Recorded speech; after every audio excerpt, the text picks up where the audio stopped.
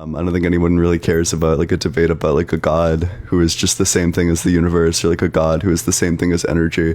So let's just make sure. Hey Brooks, thank you so much. I appreciate that. Let's just make sure that you have like actual arguments and that you defend like an actual god.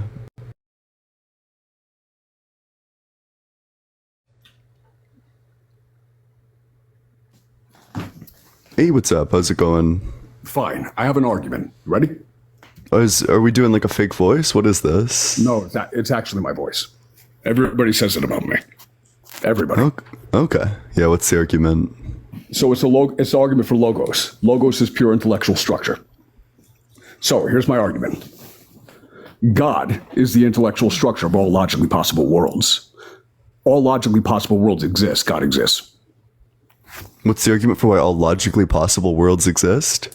All logically possible worlds exist are presupposed by mathematics. If they don't exist, you can't exist because your world is logically possible. That's just like word salad, right? Wait, so you're just saying that all logically possible worlds... Wait. Let's set the precedent. Let's set the precedent of not interrupting each other. Let's like calm down there. Okay.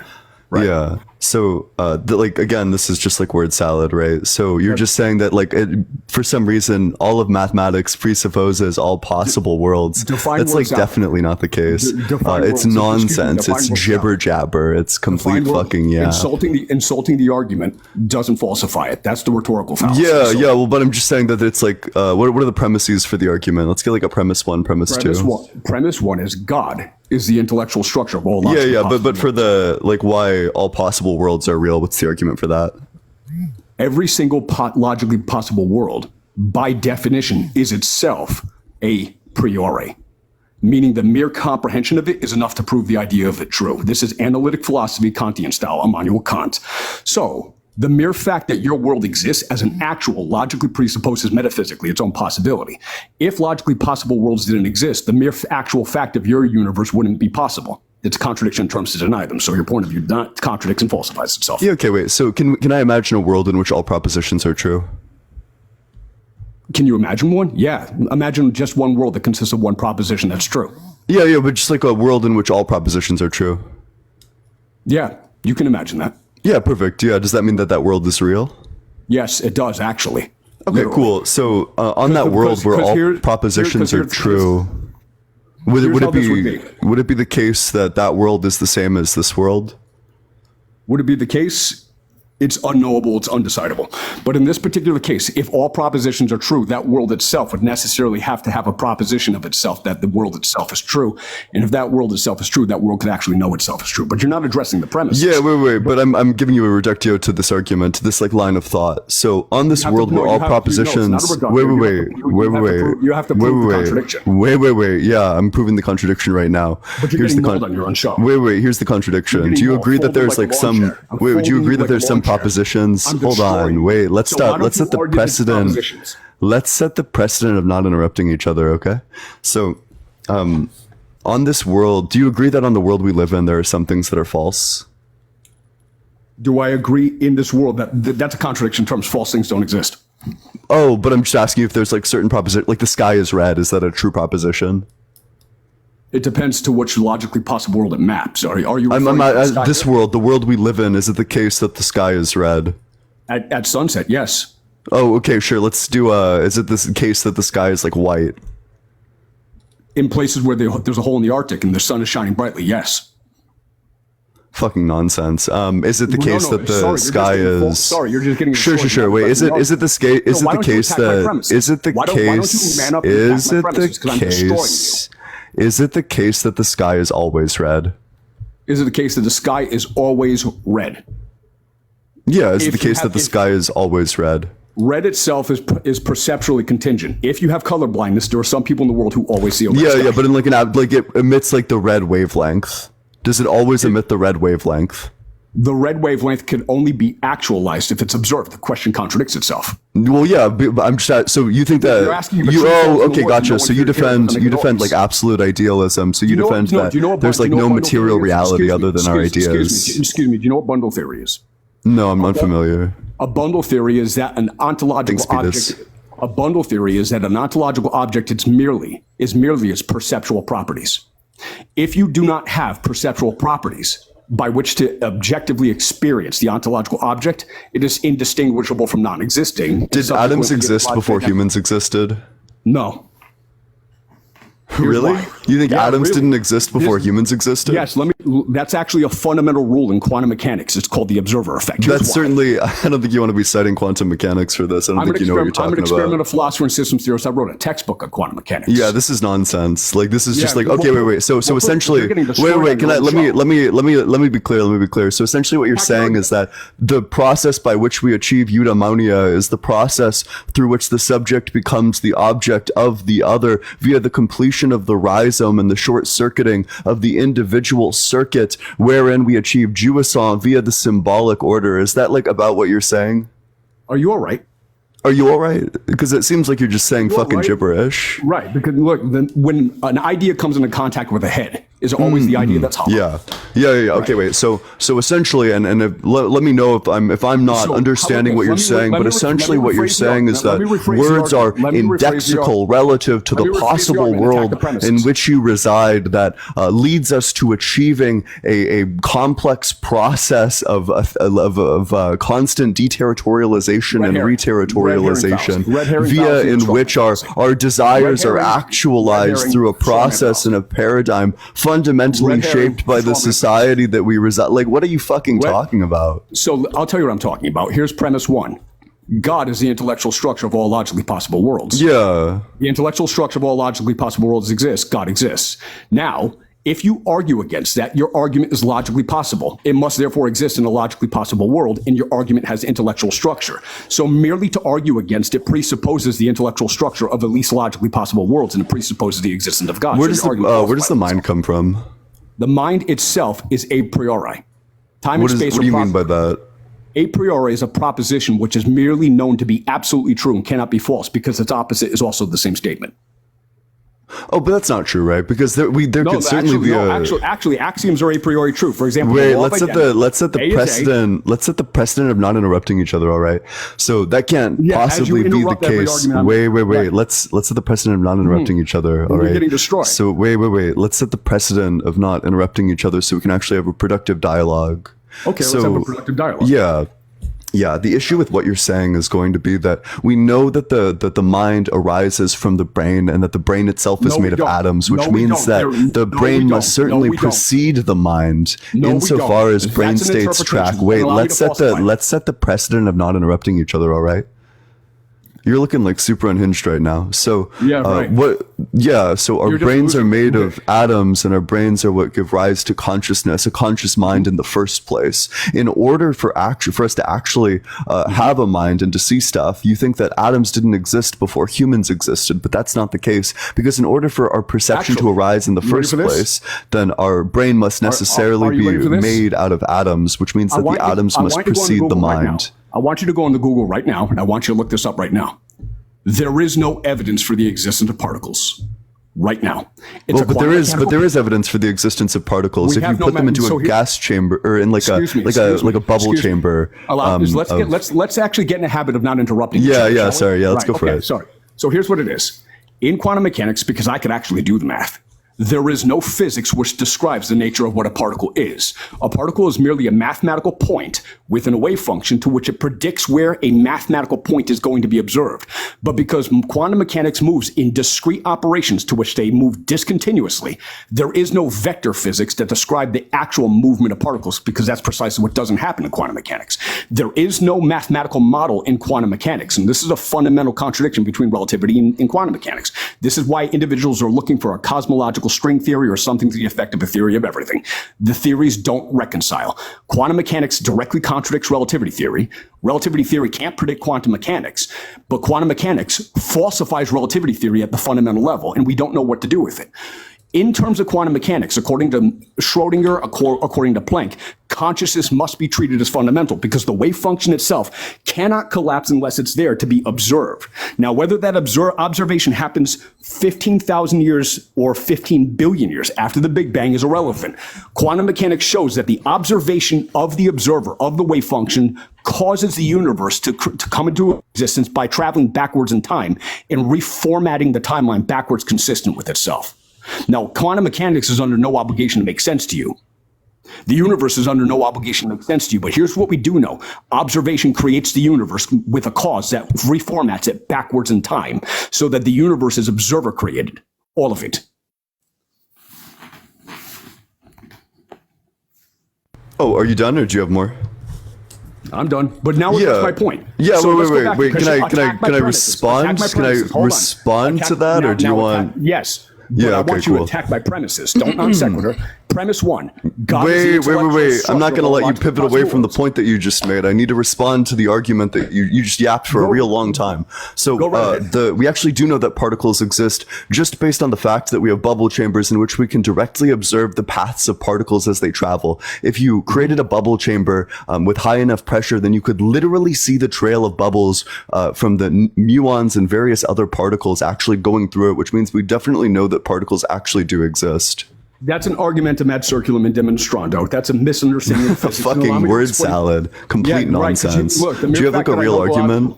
I'm about to falsify that. What we do is we do experiments. And when we make the observation, because you cannot observe the particle because it has a path integral up until the point that it reaches the detector, you can only observe the instrument's actual detection measurements. Now, when you observe... No, you can observe these with your eyes. No, this is called the quantum erasure experiment. I suggest that you research it. The quantum erasure experiment shows that the actual observation determines the outcome of the experiment backwards in time.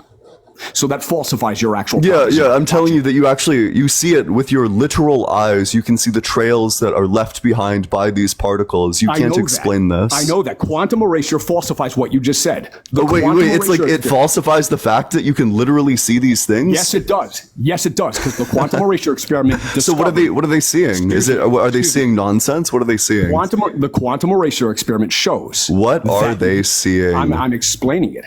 The quantum erasure experiment shows that observation itself causes the experimental outcome backwards in time. It's called retrocausality in physics.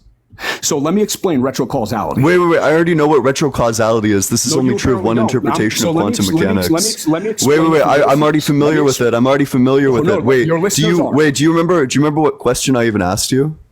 Yeah. What are we seeing? Yeah. What are they seeing in the bubble chamber when particles go by and they see the trails left by the particles with their own eyes? What are they seeing? What we're seeing is an observer-oriented collapse of the wave function consistent with the intellectual structure of our experience backwards in time. That's not the case, though, because they're seeing it in real time. Okay, no, they're not. Yes, they are. They are literally seeing the particle traveling in real time. Yes, they are. Human eyes cannot see particles in real time. We need detectors. They can see the trails left by the real particles in a bubble chamber. The trails are actually a phase portrait which plots their trajectory backwards in time. That's not the case, though, because you can actually see and observe and do experimentation to know which each particle is. How about this? I'll bet you $1,000 on this. On what? What's the specific proposition we're betting on? Quantum erasure experiments prove that observation causes the experimental outcome backwards in time. But this is just one interpretation of it. That's just the Copenhagen interpretation. It's not one interpretation. According to Bell's theorem says that no theory of local hidden variables could explain the quantum behaviors that are strange. Yeah, wait, so why do we have multiple interpretations of quantum mechanics if it's all been solved? So here, it has not been solved, because if you're saying there's multiple interpretations and it's all been solved, what interpretation you're talking about is fundamental. Well, you're saying that my argument is that there's multiple interpretations and we don't know which interpretation is correct. The many worlds interpretation of quantum mechanics. If there's many worlds, which are logically possible worlds, and these many worlds are knowable, they're only knowable because they have an intellectual structure. God is the intellectual structure of all logically possible worlds. The intellectual structure of all logically possible worlds exists. God exists. The logically possible worlds... What's the argument for God being the logical structure for all possible worlds? If you have a logical structure of all logically possible worlds, this a priori definitionally is an intellectual structure in which all other logical structures are netted in it by virtue of set theory. So if exactly an intellectual structure exists at all in which a priori axioms or synthetic axioms or analytic axioms could be propositionally found to be grounded in a fundamental axiom which is either undecidable or self-contradictory, you still have an intellectual structure. Sure. So God's not capable. So the argument's just going to be that God's not capable of being an intellectual structure just based on Russell's paradox that causes a collapse of God's brain. That's actually God, the intellectual paradox. Oh, sure. actually God. Wait, so can you summarize what my argument is? Yeah, what you're saying is that effectively, if Russell's paradox is at the foundation of set theory, to which you actually have a set of all sets, which is not a member of itself, that by definition is the actual definition of God. Because Wait, if so you have think God is a set of all sets which do not contain themselves? Yes, that's exactly what it is. Wait. So you think God is just like this abstract object, like a 1 or a 2?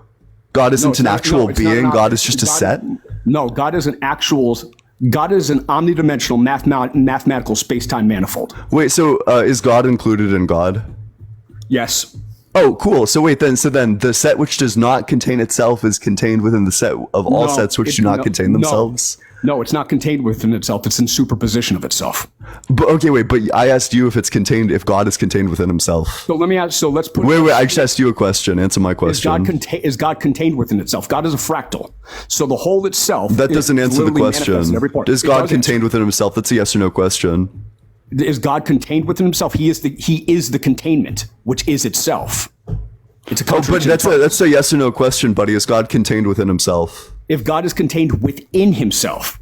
It's a yes or no question, buddy. So the question itself contradicts itself. It's a yes or no question, buddy.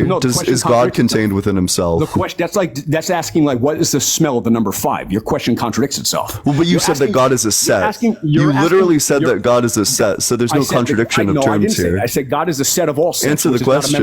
Wait. All right, that's fine. That's fine. So are you going to answer the question? And I agree. You can grandstand and say gibberish and not answer the question. But I asked you a yes or no question. Are you going to be able to provide a yes or no answer? The question is a false dilemma. There's a third option.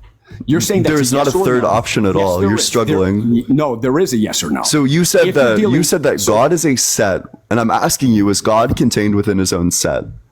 That's a contradiction in terms. It's not a contradiction. Wait. So can a set be contained within itself? Can a set is its own self-containment definitionally? It is. Yeah, but can a set be contained within itself? Like, does the set of all sets contain itself?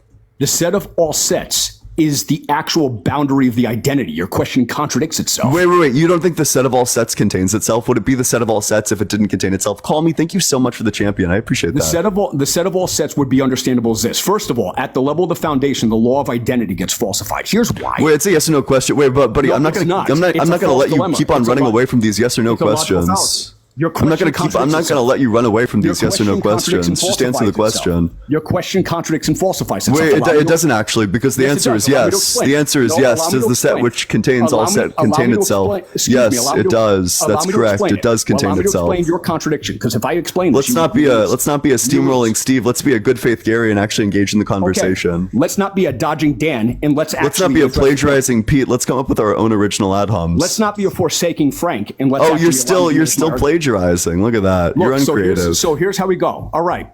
Ad hominem. So let's go.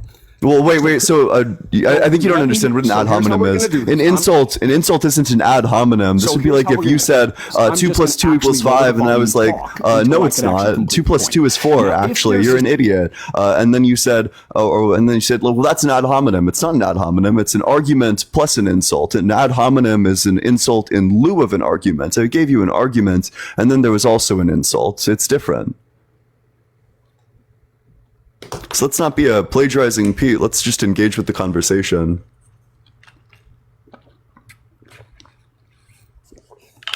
Do you have anything to say? All right. Well, appreciate you coming on up here. Make sure you're double tapping on that screen, sharing it with your friends, doing all that good stuff as we go on to the very, very next guest. Let's get all the way up to 30K likes. What's up? How's it going? Yo, what's up? So you don't believe God isn't real? I believe that God is not real, correct? Ya Allah. Allahu Akbar to you, my brother. Allahu Akbar. Allah. So what's your strongest argument for the existence of God that does not involve personal experience? You're alive. Okay, cool. So why does that mean that God is real? You're alive. Ya Allahu Akbar. Okay, so you said, I ask you, what's your strongest argument? You say that I'm alive. I ask you why that means God is real, and then you repeat your claim that I'm alive. I'm asking you, why is it true that if I'm alive, then God is real? What's the argument for that? God puts people on this earth, man. Oh, I disagree. I think that evolution puts people on this earth. There's no disagreeing. God's got you, my brother. That's all that matters. Oh, okay, Ya wait, that's Allah, ya fine. Allah, ya Wait. Allah. Do you want That's all I to? gotta say. Wait. Let's Assalamu alaikum, my brother. Hold on. The devil is near. That's all I gotta say. Hold Ya Allah. on. Hold on. Let's chill out for a second. I'm not gonna leave either like that other kid. Yeah, I yeah, want to yeah. hear So you out because Ya Allah, Ya Allah, man. Yeah. Okay. So the God is argument is 72, going my to boy. wait. Let's just have like a chill dialogue. Go ahead. Okay. bro. Yeah. Let's not be a steamrolling Steve. Okay. So the argument is going to be that evolution is a thing that actually happened. The evidence for this is going to be the presence of our fused chromosome in the human genome that is a remnant from great ape chromosomes. We know that this is a remnant of wait. Let's set the precedent. Let's set the precedent of not interrupting each other. Oh, okay, bro ran, folded like a chair, scrambled like an omelet, buckled like a belt, dunked like an Oreo, cooked like a souffle. I accept your surrender. But keep on double tapping on that screen. Let's get all the way up to like 50K. Hey, what's up? How's it going? Hi. Hey, how old are you, Iris? 18. Okay, what year were you born? 2005. Okay. So what's your strongest argument for the existence of God that does not involve personal experience? I actually just had a question. Yeah. So, I'm assuming you don't believe in God, right? Yeah, it's correct. That is what it says. So like, what do you believe in? Because like, I'm a Christian and I'm just like open to like learning everything. I'm just like, Yeah, I'm like an atheist, or I'd probably describe myself as like a naturalist. So I just think that everything that exists is natural, that like supernatural things don't exist. oh, okay. That's all I was wondering. Yeah, do you have like an argument or? No, I'm not really looking to debate. I think everyone deserves their own opinions. Oh, okay. I'm just not really sure why you'd come up here if that's the case. Hey, only come up here if you're like actually looking for a debate. Scientific Snitch, how's it going? What are you up to? Hey, just signing off on some things for the lab and listening in on some of your debates. I heard the other guy, he was interesting. Yeah. Yeah, I also disagree. God ain't real because let me see something. Oh, if yeah. God- Wait, we see what? If God is real, it ain't the real God because nothing can come from nothing. You feel me? If God is real, he's not the real God. Yeah. If God is real, so suppose God is real. Yeah. So like God would be both real and also not real? No. Like I'm saying, he's God, but he's not like the creator of everything. Because like there's no such thing as like a God that created everything. Because also somebody created it. You feel me? Wait, so, okay.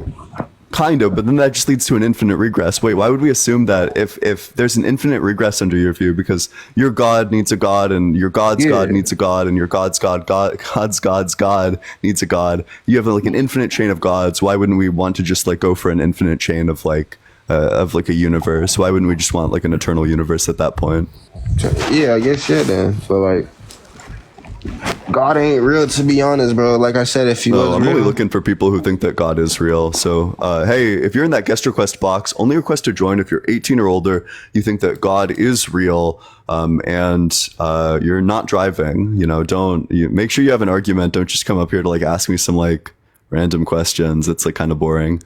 But make sure you're double tapping on that screen. Let's get all the way up to 50K likes.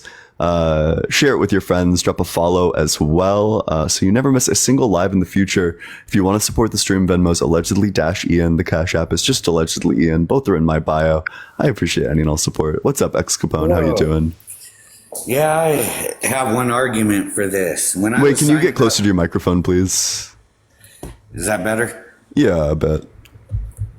When I was signing up for the military, Does it involve personal experience? Because I'm not really interested in arguments from personal experience. well, sort of, but not necessarily. I want like 0% personal when experience. when the bullets are whizzing over your head.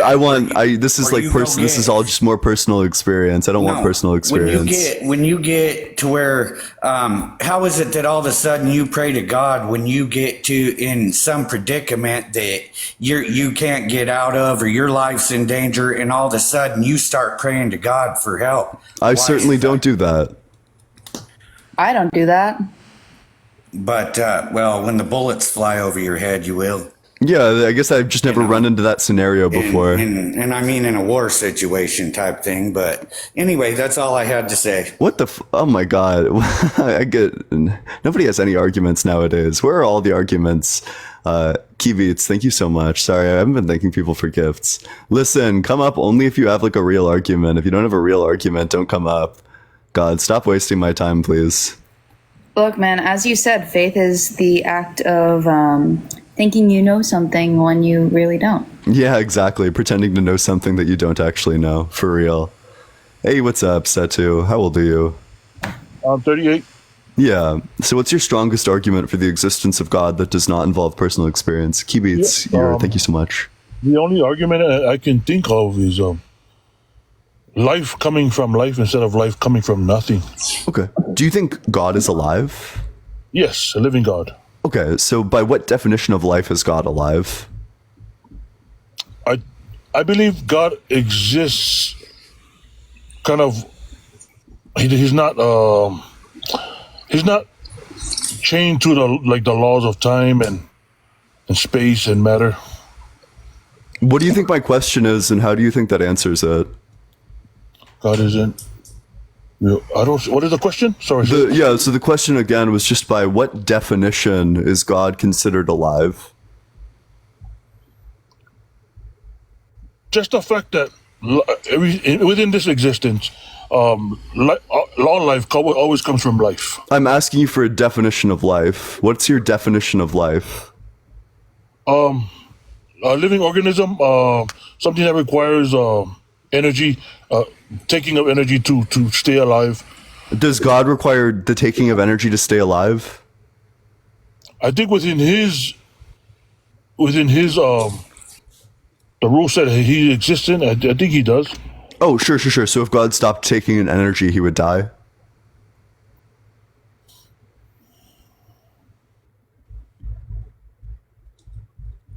I don't think so. I don't think he can die within this. Gotcha. So then God wouldn't fit your definition of life. So it seems like in your view, life comes from non-life. I believe at one point he was like us. That's fine, but you specifically said, so God the Father is the one who created us. At least that's like the common interpretation. Yes. So you would have to hold that this God is capable of dying if he doesn't take in energy. So you think that God the Father can die? Not like us. He can't die like us. Yeah, cool. So then God isn't alive. I think he passed this stage. So God the Father isn't alive. God the Father isn't alive. I think he is alive, and not in a sense we're alive in this existence. I think he's alive on a higher level. Yeah. So by what definition of life is God alive? I think within those terms, he's more than alive. So I also do want to point out, you're doing a bit of a bait and switch here, because you say that life comes from life, but you're saying that God is not alive in the same way that we're alive. So you're essentially using like two different terms. You're saying that life in sense one comes from life in sense two. So you're just like using two different definitions for the word life when you say that life comes from life. I see what you mean. Understandable. I'm stuck. Yeah, that's fine. I'm stuck. I have no explanation, but all I know is I guess for me it's faith based. Okay, so faith is a belief in the absence of evidence. It's pretending to know something that you don't actually know. Why would you want to pretend to know something that you don't actually know? Because it's a belief. I don't know, but I believe it. But I don't know it. So there's two different things.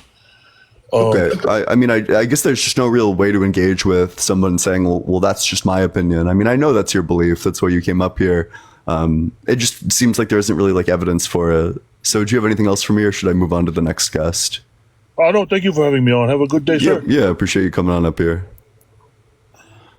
Make sure you're double tapping on that screen, sharing it with your friends. Let's get this live all the way up to 50K likes. You can drop as many likes as you want. If everyone dropped 20 right now, we would already be there. Make sure you drop in a follow so you never miss a debate in the future. If you want to support the stream, Venmo's allegedly-Ian. The Cash App is just allegedly Ian. I appreciate any and all support. Thank you all so much. What's up, Noelle? How's it going? Hi. I just wanted to emphasize. Wait, how old are you? I'm 18, exactly. What year were you born? 2005. Okay, perfect. Yeah, so what's your strongest argument for the existence of God that does not involve personal experience? Honestly, I didn't come to have an argument. All right, I'm only looking for people who have arguments. If that's not you, that's like totally fine, but I'm just looking for people who have arguments. Make sure you're only requesting to join if you do have an argument. I'm probably not going to talk to you for very long if you don't. Just keep on double tapping on that screen, sharing it with your friends, doing all that good stuff. I wonder if that guy who believed that God was alive, I wonder what God's cells would look like. True. That's like one of my favorite things is when people, there's some people who think God is made out of atoms. And I just want to know, like, okay, if I made like the right atoms, could I like make a God? I also want to know what his cells look like. That would be fascinating. Harvey, what's up? Glum, thank you so much for the little crown. Appreciate that. Harvey, are you there? You're muted, by the way. Okay, that's fine. Move on to the next guest then. Yeah, only request to join if you're 18 or older and you have an argument for why God is real. If you don't do that, probably not going to talk to you. Kia, thank you so much. Appreciate that. Well, you can hear me? Yeah. How old are you? I just turned 19. Okay, so what's your strongest argument for the existence of God that does not involve personal experience? All right, so I have a question for you, all right? So how can you prove if God's real or not if you yourself don't know if God's real or not? Oh, but I know that specific gods aren't real, right? Like I know the Christian God isn't real because there's like contradictions in the Bible and his properties like all over the place. I know that this God specifically isn't real. Okay, that's the only question I had. Do you have an argument? So you have a conscience, right? Like you're aware of where you are right now. Yeah. We all do. So there has to be like a higher power that gave us this conscience and this spirit to like, you know, to be aware of like where we are and stuff. You know Why couldn't it have just come from evolution? What happened? Why couldn't it just come from evolution? If it was that, then we'd not be like aware of where we are. Like even Other animals are aware of where they are. We dream. They come from evolution. We have a spirit. Yeah, I don't think we have a spirit, but I mean, yeah, other animals, like, there's no reason, I have no reason to think that we couldn't just develop this via evolution, that over literally like billions of years of evolution, it seems like really reasonable that we would become very complex, that we developed a very complex brain and that this grants us the ability to have consciousness. I see where you're coming from, but that's all I wanted to say. Like, okay, so do you reject evolution? I mean, sometimes I like question myself if it's real or not, but you know, I stick to my beliefs, you know. I mean, I guess, but there's just like an overwhelming amount of evidence for evolution, from like the fossil record to the DNA similarities we have with other great apes, to the I guess those are the two big ones. Like just like DNA and the fossil record, it's like a pretty overwhelming amount of evidence. So you think we evolved from monkeys? No, I think humans are apes, and that can be seen like very easily in our DNA. That the second chromosome in humans is a fusion of the 2A and 2B chromosomes that are present in other great apes. We know this because the telomeres are exactly at the exact place that we would expect if it fused, and the centromeres are at the exact place that we would expect if they fused. What essentially this is saying is that our chromosome, our second chromosome, is identical. It is exactly what it would look like if it was the fusion between like the two great ape chromosomes, which means that humans certainly share like a very recent common ancestor with the great apes. And in fact, like humans are great apes. But who created apes though? Well, apes also evolved. We all evolved. From what? From like eventually going back far enough, like a single-celled organism. Or a proteobacteria, technically. Oh, wait, yeah. I gotta look up my terminology. But yeah, like an extremely simple, extremely small life form. A protocell. And we also have evidence that this occurred through mitochondrial evolution, which I absolutely love talking about.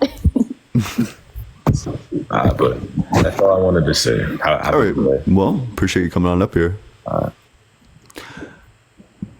Make sure you're double tapping on that screen, sharing it with your friends, doing all that good stuff. Let's get this live in front of as many people as we can. Let's get all the way up to 75K. Drop a follow if you're enjoying the debates, want to see more in the future. And with that, we'll go to the very next guest. What's up? How's it going, guest? What's up, bro? Yeah, how old are you? I'm 28. Okay. What's your strongest argument for the existence of God that does not involve personal experience? Do you believe that nothing derived from nothing? Well, nothing can come from nothing. That's fine. So how do you explain that? Because so you have nothing, and then you still have nothing. I think what you're trying to say is, do I think something can come from nothing? To which the answer is no. I don't think something comes from nothing. I just think that something has always existed. Say it over. Yeah. So I think that I don't think that something came from nothing. I think that something has always existed and that something comes from something. You, on the other hand, you do think that something comes from nothing. I would just ask you, what substance did God make everything out of? What substance did God make everything out of? Yeah. What substance did God make everything in the world out of? I don't think that there's a specific substance because like everything is made out of a lot of different things. Did God make everything out of nothing? No, I don't believe so. Oh, sure. So the substance that God made everything out of already existed before he created anything? I believe that he created a lot of things like before the earth was created. Yeah, but so was there a time where it was just God existing alone? It was God and nothing else? Yes, I believe so. Yeah, so then God turned this nothing else into something. So in your worldview, you think that nothing actually can become something, whereas in my worldview, I hold that something always creates something. So what do you think that's the something that created us? Oh, I don't think so. I think that we came about via a process of evolution. Where do you think we came from? So what evolved? So what nothing or what something that we evolved from if it was nothing in the beginning? Yeah, I mean, we evolved from like a lot of things, right? There's just like a long history. We've been evolving for like 4 billion years. So why did we stop evolving? We're still evolving. We're definitely still evolving. Why did the apes stop evolving? We're not Pokemon, right? Like it doesn't go like goddamn. You're right, but it doesn't go like bonobo, chimpanzee, human. Like we don't evolve at like level 36. We all evolve at the same rate. We share a common ancestor with other great apes, as is indicated by all the DNA evidence. So why would our DNA evidence? Why would the DNA look exactly as if we share a common ancestor with the other great apes if in fact we didn't share a common ancestor with the other great apes? Why would that be the case? George, thank you so much. Appreciate that. You said that if we share a common... Why does our DNA look identical to the way we would expect it to look if we shared a common ancestor with other great apes? Hike, thank you so much. That's a good question. I don't know, but I just want to know. So this is a piece of data that's unexpected under the theory that God said abracadabra and poofed everything into existence, whereas this is a piece of data that makes perfect, complete, and total sense under the idea that we just evolved. Yeah, so like, why did those great apes or those things stop evolving? Why don't we They're have still different... evolving. We're all still evolving. Yeah, we are still evolving, but why are the apes not evolving? The apes are also still evolving. Say that over? They're also still evolving. But why they not evolving into humans again? Or like why did they stop evolving? I thought I already explained this, but it does, like the progression isn't like, it doesn't go like bonobo, then chimpanzee, then human or some shit like that. They're all evolving into different things. We evolved at the exact same rate. Just so like humans are not like on top of the hierarchy. We are like one species among several other species. Apes are not evolving into us. They're evolving into different things. So we just evolved from great apes, basically. Or humans are great apes. We share a common ancestor with all great apes, correct? Okay, so so that's your argument on that. So what's your deal based on? You said of I remember I think I was here yesterday. I was trying to get on yesterday, but I couldn't get on. You even mentioned talking about like historical evidence about the about God and about the Bible, right? And like, Sure, that the Bible definitely didn't happen. Yeah, that's true. And you're talking about like, so other than the flood, what other things that it's just going to be like the flood's like the big one, right? Like the flood definitely didn't happen. And what have you debunked any other stories other than the flood? I mean, like I think evolution debunks the Adam and Eve story pretty well. Okay, so evolution, you think Adam and Eve was nothing, and you think that the flood didn't happen. Those are your two major debunks, basically. Yeah, I suppose. Yeah.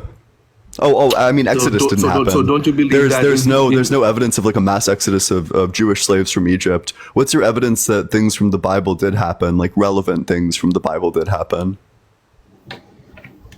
What's my evidence that things from the Bible actually happened? Yeah, like supernatural things from the Bible happened. What's your evidence? I won't say a supernatural thing, but I've read things in the Bible that when you talk about the last days and how things would happen, it's happening and it's come to pass right now. Yeah, but everyone thought that it was the end of days. Like literally everyone has always thought it. I'm talking about like the bill. Okay, there was no specific date.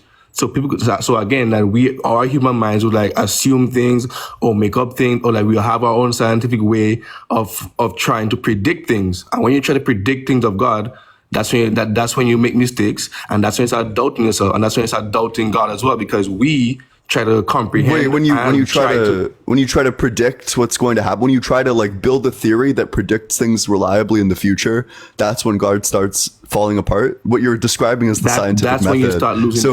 That's when you start losing. When you start trying to understand God through the lens of like scientific skepticism, that's when God starts falling apart. Is that correct? No, I'm saying that when you try to like dissect the stuff that's said in the Bible, right? When there was no specific date given, nothing. When there was nothing given, right? There was no dates or no deadline given. They just explained that, all right, these things would happen. Oh, but there is a deadline given. That's the problem. One of the prophecies for the end of days is that the generation that Jesus lived in will not pass away until all of the prophecies had been fulfilled. But the problem is the prophecies weren't fulfilled. Jesus didn't return, and the generation did pass away. So there was a deadline given, and you actually missed the deadline.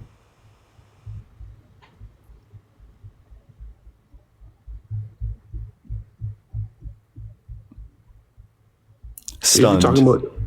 I'm not stunned. I'm just talking about like other things. So like, cause like you keep talking about how these things in the Bible are not real. There are many things in science books that got proven, retested, redone, and like reshaped and all that stuff as well. When things in science books and then disproven and then be like, oh no, it's not like this, it's actually like this. It's the same thing with the Bible, probably, because no, it's very different. What do you mean no? Yeah. Science is a process, not a product. You believe in science, right?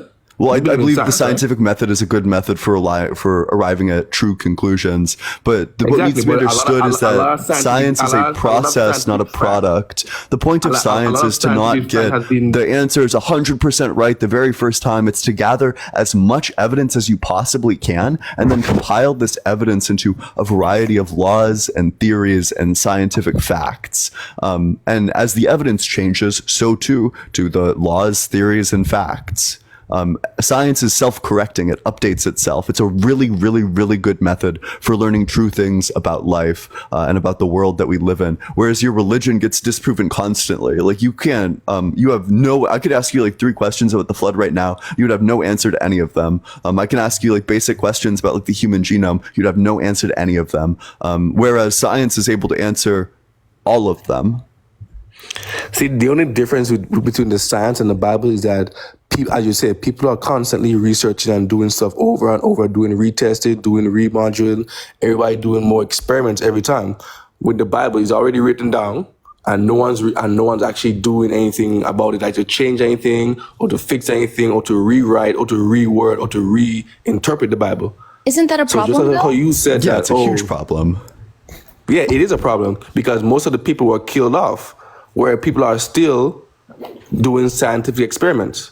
So there's a major difference. That's like a killer being held to this Jessica, day. Thank you so much for the $6.66 on Venmo. Huge W, Jessica, and W666 in the comment section. I appreciate that, Jessica. Thank you so much. Yeah, as I was saying, like scientific experiments are being constantly done every day because no one has really perfected mostly all the experiments, or they still have things to search about. But in terms of the Bible, things have stopped. because the people are not there. The language has died out. The translation is a bit iffy. And when they try to spread the word, yes, they'll have contradictions. Yes, they're gonna have a lot of things that are not. Gotcha. So fully it sounds like the explained. Bible is like super unreliable. Lovis, I just have one question quickly. What's up? Just because I do have to leave in a couple minutes. But just a quick proposition. If the Bible cannot no longer be added on to because the people have already died off, how would you propose that we move forward with the Bible and move forward with religion? What do you propose could be a method of updating the knowledge that is currently there to more suit reality? What would be your... You can't really update knowledge of history. Have you ever seen history books change like that? If something happened in a certain... What? Yeah. So wait, you telling me like in the history books 9/11 is going to change? Yeah, I mean, if new data, like new things- information about it comes out, yeah, absolutely. History new books information will change come like up because of literally people, all because the people time. were Yeah. there. Because there are people who are alive to this day that was there. So new information can come up. A good example of history changing would be how slavery was portrayed in our history books. When it was going on, it was Yes. portrayed as good, but now it's portrayed as bad because it's bad. Yeah. But it was something that changed in history. Yeah, and even now, some people are still trying to change those history books back to make it seem more neutral. Like, history is constantly changing depending on who's writing the history book, and also based on, like, the available information. Exactly. So that's what I'm trying to say. But what I'm trying to say is this, right? People could have their opinions on history, but at the end of the day, slave was slave. The main thing is that, all right, they had slaves. Even if someone had an opinion on saying that it was good or bad, that's not a change in history.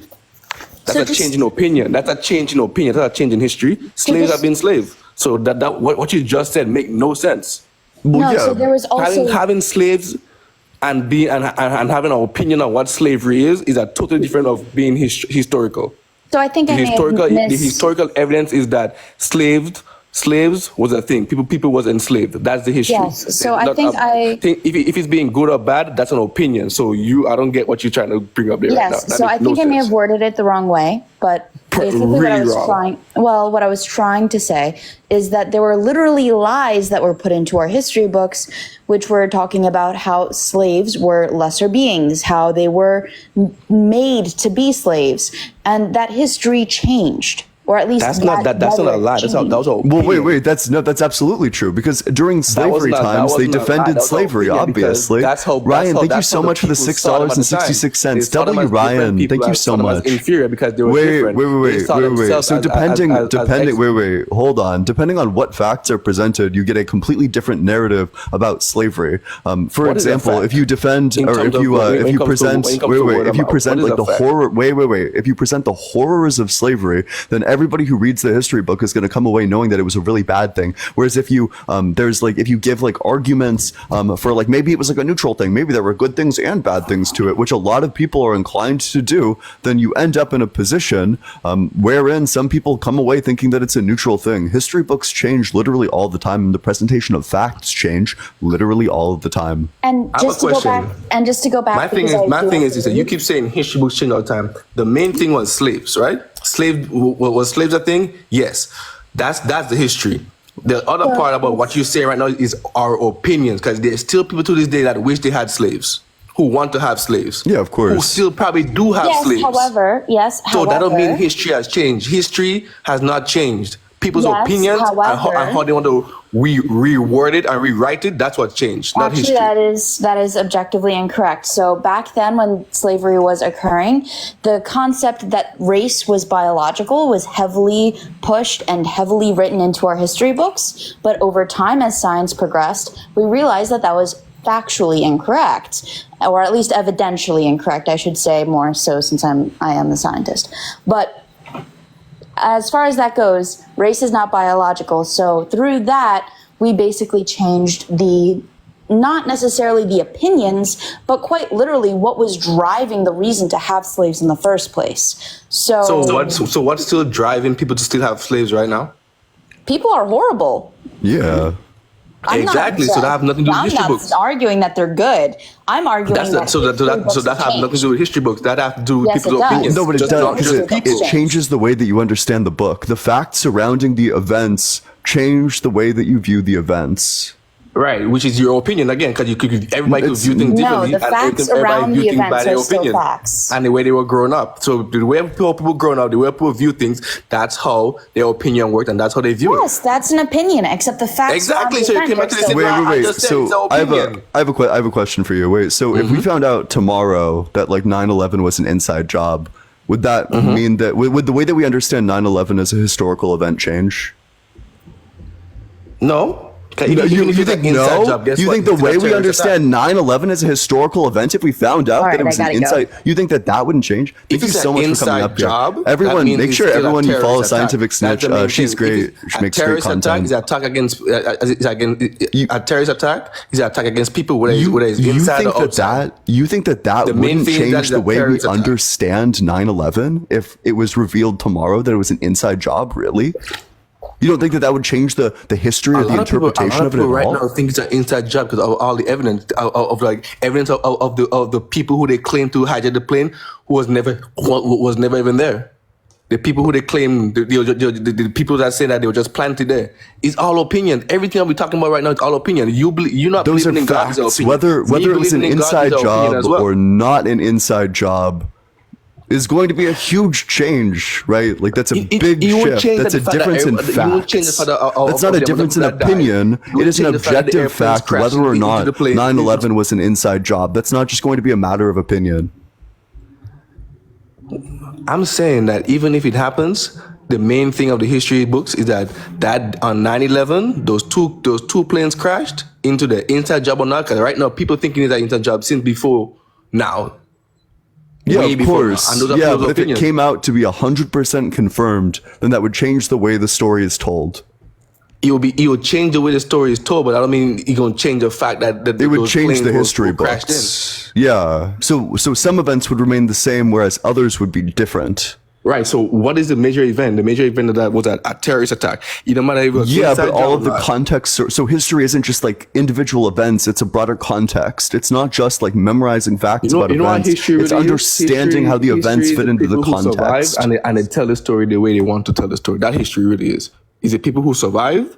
Because a lot of the times, cowards, people who run away from an event, they will come back home and be like, hey, they did this, they did that, and that never happened. Oh, cool. Wait, so this is just like more discrediting the Bible, by the way. You're just saying that like the people, the people who survive are going to be the ones writing it, which means that you're saying that the Bible is written from a biased perspective. No, I could say every book is written from a biased perspective. Is the Bible a book? Like that. Say it over? Is the Bible a book? Yes, I say every book. Gotcha. So then you would say that the Bible is written from a biased perspective. The Bible could be written from a biased perspective. Yes. Perfect. Awesome. So why, if the Bible is biased, why would I believe it? So why would you believe any other book? Oh, yeah, just because of the wide range of historical evidence surrounding various books. Historical evidence by the same people who lied to you again? No. So I can just I can literally wait, hold on. Right, so for example, I know that like Socrates existed because he's mentioned by literally everybody at the same time. Mentioned by more biased people? Yeah, he was like mentioned by like 10 different people. More biased people. Okay, more biased. Wait, mentioned by what? By who? By more biased people. More biased people? No. It's like people like Aristotle saying like Socrates said this. People like Plato saying Socrates said this. People like Aristophanes saying Socrates said this. People like Hegesias saying Socrates said this. Said Jesus said this and Jesus said that. Yeah. So the difference is going to be that there's no evidence that Jesus did anything supernatural. I think he existed. I don't think he was like a magician or whatever. I don't think he was God. If so, what do you mean there's no evidence of him doing supernatural stuff? Yeah, what's the evidence that doesn't come from the Bible? That doesn't come from the Bible? Yeah. That the millions of people that believe, that's the evidence. Oh, cool. Wait, so do you think that the millions of people who believe in Islam, that makes Islam true? That makes them true in their religion, yes? Oh, but I'm asking you in an absolute sense. So you think the truth? So you think the truth of religion is relative? So you think truth is relative? Is that over? So you think truth is relative? Yes. Oh, cool. Wait, so then truth is based on everyone's gotcha. perspective. So you're literally just saying, well, that's just my opinion. This is like the final boss version. Exactly. That's That's just my opinion. That's what I said. I disagree. I think that there's some objective facts. Wait, so if it was my opinion that the sky is red, and it's your opinion that the sky is blue, which one of us is right? No, it's about. I don't know your eye condition. What if you have an eye condition? That's what. Yeah. What if I don't? What if I have the exact same vision as you, but I still think that the sky is red? How would I know that? How would I know that? Let's just presuppose that we know that that's the case. How would I know if your brains work correctly? Let's just presuppose that we know that that's the case. How would we know that's the case? Do you think 2 + 2 ever equals anything other than 4? No, 2 + 2 should be 4. Yeah, cool. So what if I said 2 + 2 equals 5 and you said 2 + 2 equals 4? Which of us is correct? Which of us is correct? Yeah, if I said 2 + 2 equals 5 and you said 2 + 2 equals 4, which of us is correct? That's not an opinion. Those are facts. That's a different wait. Yeah, but I'm asking you, which of us is correct? The person who says 2 + 2 is 4. Yeah, exactly. So there's some objective facts. Similarly, whether or not Jesus was God is an objective fact. If Jesus was God? Yeah. Whether or not Jesus is God is an objective fact. It's not a relative truth. Jesus came down as a man, and God came down as a man and perceives him as Jesus. Yeah, but you said that you think that all of this truth is relative, that the truth of Islam is just relative, that the Muslims are correct, and that the Christians are correct, and that the Jewish people are correct, and that the Hindus are correct, and that the Hellenists are correct, and that they're all correct. I think they're all wrong. I think objective facts exist, actually. Just as 2 + 2 equals 4, the Christian God does not exist. And that's your opinion. Nothing's wrong with that. Oh, I understand. I know that that's my opinion. Do you have an argument to counter that opinion? You just explain that. Can I speak? I know I'm on your panel, but if you explain your stuff, can I explain my stuff too as well? Just like how you believe that God doesn't exist, and you want to give your facts, you want to give your opinion, and you want to enlighten your fans and the people on your lives to show them that, hey, this is the reason why I believe that God doesn't exist. It's the same way how you invited how I request to come on. And I would like to tell them my reasons as well. As I said, that everyone has their opinion. You came to a realization that you believe that God doesn't exist. I came to a realization that I believe God exists. Just how they come to a realization how Buddha, Islam, and all the other people existed, and they all have their reasons. And at the end of the day, once you believe in a higher power or you don't believe in a higher power, that's your opinion, and you have a right to your opinion. We have a right to argue about it and talk about it. And at the end of the day, shake hands and be like, we agree to disagree. Yeah, that's fine. Yeah, and I agree. So that certainly is your opinion. The difference is that you can't defend your opinion, and there's no evidence for your opinion, whereas I can defend my opinion, and there is evidence for my opinion. So the only reason why I believe in God is because of my conscience and my faith and the ability to decipher from right from wrong. And I think that you can have all of these things under a naturalist worldview. God isn't necessary for any of these. Why is God necessary for any of these? You could tell me that there are numbers to show that how your conscience works in terms of numbers? Just that brain states map 1-to-1 on with mental states. Yeah. So and you believe that occurs with every human being? Yeah, definitely. So how come there are extremists and radicalists that do crazy stuff? Why? Oh yeah, because there's problems with their brain. Their problems with their brain. Yeah. And so, but you just said that there are numbers and facts that could prove that everyone should have that conscience and should be aware of those things and have a conscience to know right from wrong. Yeah, it's because they have a different perception of the way different people are categorized. That for extremists, they dehumanize the people around them usually. So talk about their own opinion again, right? Well, yeah, it's going to come down to brain states, that brain states dictate the mind, that they are in the brain state, that these certain people are not actually considered fully human, whereas these people are considered fully human, which justifies violence against the people who are not fully considered human. So brain states map onto mental states. So you're saying that they are not fully human because of their brain state? No, to the individual, their brain state categorizes that certain people as not fully human, which allows them to do like radical extremist violence. Okay. All right. Let's leave that one there. Next point. Do you believe the earth is flat or round? I think it's round. Why do you think it's round? Because you can literally fly around it. Fly around the world? Yes. You can just you can book tickets. You can fly from right here all the way around. It's an experiment that you can do yourself. Have you flown in a plane before? Have you asked pilots what they experienced when they're flying a plane, if it's wrong or flat? If it's what? Have you ever asked or seen any videos where pilots are asked about if the world is wrong? Wait. Are we pivoting to the flat Earth? I'm not really interested in a flat Earth conversation. No, so that's going to show about how. Wait. Let's stick on top. Yeah, thank you so much, Zippity dude. That's I going to appreciate give my that. opinion on the Bible as well. Let's not be a pivoting Perry. Let's just stick with the God topic. I'm not really interested in the flat Earth debate. I'm just interested in the God topic. I'm giving my reason. I give my reason. The flat Earth debate. Wait. I don't care about I don't care about the flat Earth debate. I don't care.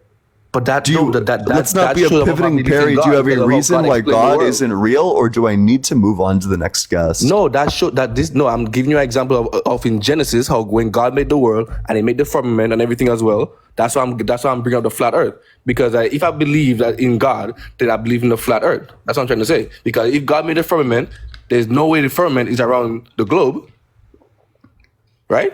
So you are a flat earther. Well, if you believe in God, you should believe in a flat Earth.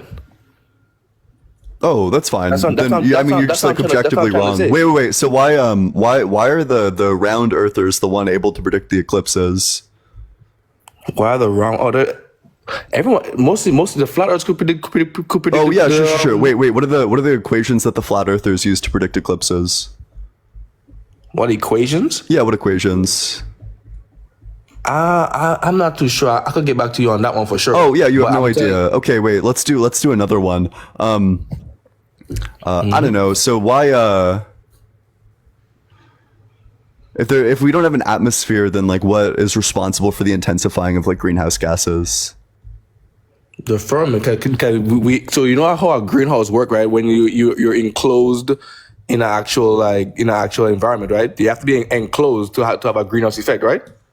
No, not necessarily. Insofar as we have like particles that gain more energy, specifically like CO2 particles that are capable of storing more and more energy. Pressure. They gain more energy and pressure because they build up and it's enclosed. Like when you have a bottle and you shake it and all that pressure builds up because it's enclosed. And when that pressure is released, that's when you see it happen. So why do we not have like more and more pressure? Huh? Why do we not have more and more pressure then? Because the trees absorb a lot of well, no, but they don't, because the CO2 is still present in the trees. Yeah, but listen, like i.e. if the trees are no longer alive, they release all of their CO2. Yeah, you're right, and the reason why the pressure is like that is you have less trees. The trees are being cut down as well, so that's why the pressure is getting. That's why the pressure changes. Why did the solar flare affect the Earth if there was a firmament blocking it? No, the sun's in the firmament. The sun, yeah. Is in the firmament. Oh, wait, the sun. So could I just like fly up high enough to touch the sun? Yes. Oh, and how high is the sun? I'm not too sure, but I have a question. Do you wait? Why doesn't the sun just fall to the Earth? It doesn't fall to it revolves around the yeah, why doesn't it just fall to the Earth if it's in the firmament? Why would it fall? If it's like within our sky, if the sun is within our sky, why doesn't it just fall to the Earth? It doesn't fall to the Earth. The sun goes around. Yeah, and I'm asking you, why does gravity not pull it down? Why doesn't gravity pull the sun down? Yeah. You have no idea. You're stunned. No, I have no idea. Yeah, perfect. So why don't gravity pull the clouds down? Oh, because the clouds are specifically they're at like a density for the specific place they are in the sky. That in the same way that like oil and water will like arise or not arise to different places, so too do the clouds. Well, same reason for the sun. Oh, so the sun is less dense? You think the sun is less dense than everything on the planet? So if the sun is less dense, then how does it perform the specific chemical reactions or have the chemical composition that we know it has, which would give it the weight that would definitely cause it to fall? You know heat rises, right? But anyways. But that's not going to be true. Like a fireball isn't going to... If you drop a fireball, it's still going to fall. Let me ask one question first, right? So you believe the sun is out in space, right? I sure do, yeah. All right, so what's a fire triangle? What's a what?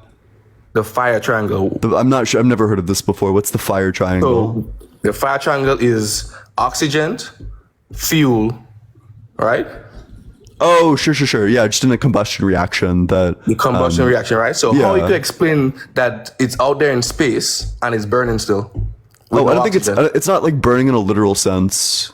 So how is it? Yeah, we so can what just is look it up like what chemical reaction is the sun doing? And I want you to explain to us well that how are we on a planet that's spinning at 1,000 miles an hour, going Inertia. around chasing the sun at 60,000 miles an The hour, answer is inertia. and the stars are still in the same space. If we move in that fast, Wait, you know the stars move, right? so the stars moving the same amount of speed as we are. Yeah, wait, like the stars, you know, from night to night, the stars are in different positions, right? The stars you see today are going to be different from the stars you see tomorrow. You know that, right? The constellations are in different positions. The constellations, like the Big Dipper, Orion, all that stuff, they're in different positions every night. Okay, wait, so the sun operates via fusion reactions. Yeah, but are you saying that the constellations are in different positions every night? Very often they are, yeah. That's not true. I don't believe that. Oh, well, you can just be wrong about that, I guess. Okay, look it up. You have read it? Look up and see. I've just like looked into the sky before. The constellations that you see are going to be different at like different seasons of the year, at different whatever. Wait. I'm not really interested, and I've entertained this for long enough, but you have no answer to basic questions, so I'm probably just not interested in the flat Earth debate, insofar as you can't answer like even basic questions about it. What basic question? Oh yeah, like the basic question. What was the first one? Oh yeah, what equations do you use? What equations do you use to predict solar eclipses? Like what equations do flat earthers use to predict eclipses? That was the question. Oh, that was the question. Yeah, you're right. And I said I'll get back to you on that one. Oh, okay, yeah. So that's a basic question that you're not able to answer. Okay, understood. All right, so you want to move on from that, right? You say you want to move on from that, right? Well, I probably like move to another guest. All right. Well, thank you for your time. Wait. I mean, I'm like Blitz. What do you think the strongest argument against flat Earth is? I don't know, sunsets. Like, it's such a dunk. The sun goes down, it doesn't go far away. Like, if something moves away from you, you can see that's why it looks like a sunset. Like yeah, when the something horizon moves away from you, doesn't it get smaller? Yes, it gets smaller. The sun gets smaller. Have you ever looked at a sunset? Yes, I have. Okay, does it get smaller? Whoa, thank you so much for the meteor shower. Huge W cat. Yes, it does. That's like topical. Let's get a smaller W cat in the comment section. Does it actually? What if I showed you a video of a sunset where the sun doesn't get smaller? Sure. Because I have one right here. Don't mind me.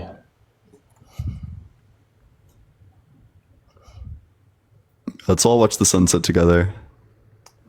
So here we have a sun setting. Mm-hmm. I can make it go faster if you want, but see how it's the same size the whole time? And look, so look how it's getting lower, not smaller. That's not what happens when things get further away. So, like what do you make of that? So what I make of that is that since the size of the sun, we won't see a significant difference in size because of how. Go ahead. Yeehaw! Thanks so much. That was because of how big it is. So if something got further away, it should get smaller. Yes, but since it's so big, it shouldn't get lower. There is no way, and this is just like mathematically true. There is no. Have you seen that experiment? There is no distance that you can put something that makes it appear like half of it's missing. Have you seen those no distance that you can use? Have you seen those experiments where like builders and stuff, when they use their cameras and stuff to view and to do their landscaping and stuff, where there was a building? I gotta look for that video. I gotta get my computer. I'll get that video where there are buildings when that are the same size, but because they move distance and stuff, it stays there. But when they get towards it, it changes size because of how small it is. Seeing right? the bottom half of the sun here. Why can't you see the bottom half of the sun? Where'd it go? It's gone. Good distance. But where'd it go? It's the same distance as the top half of the sun.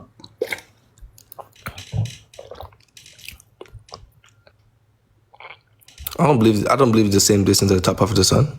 Well, actually, the top half of the sun is further away under your model. So why isn't the top half disappearing first? Why would the top half be further away? Because it's higher above you than the bottom half, which is closer to the ground. Wait, that's so true. Wait, wouldn't it just get like farther away? Like, wouldn't it just get like smaller? Yeah, that's what should happen. It should just get smaller and smaller until it disappears into a point.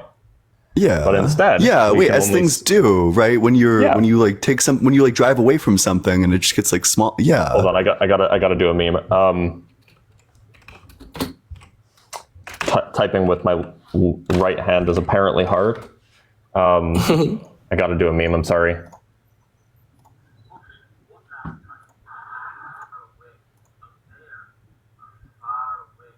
Should I full screen you? If you want.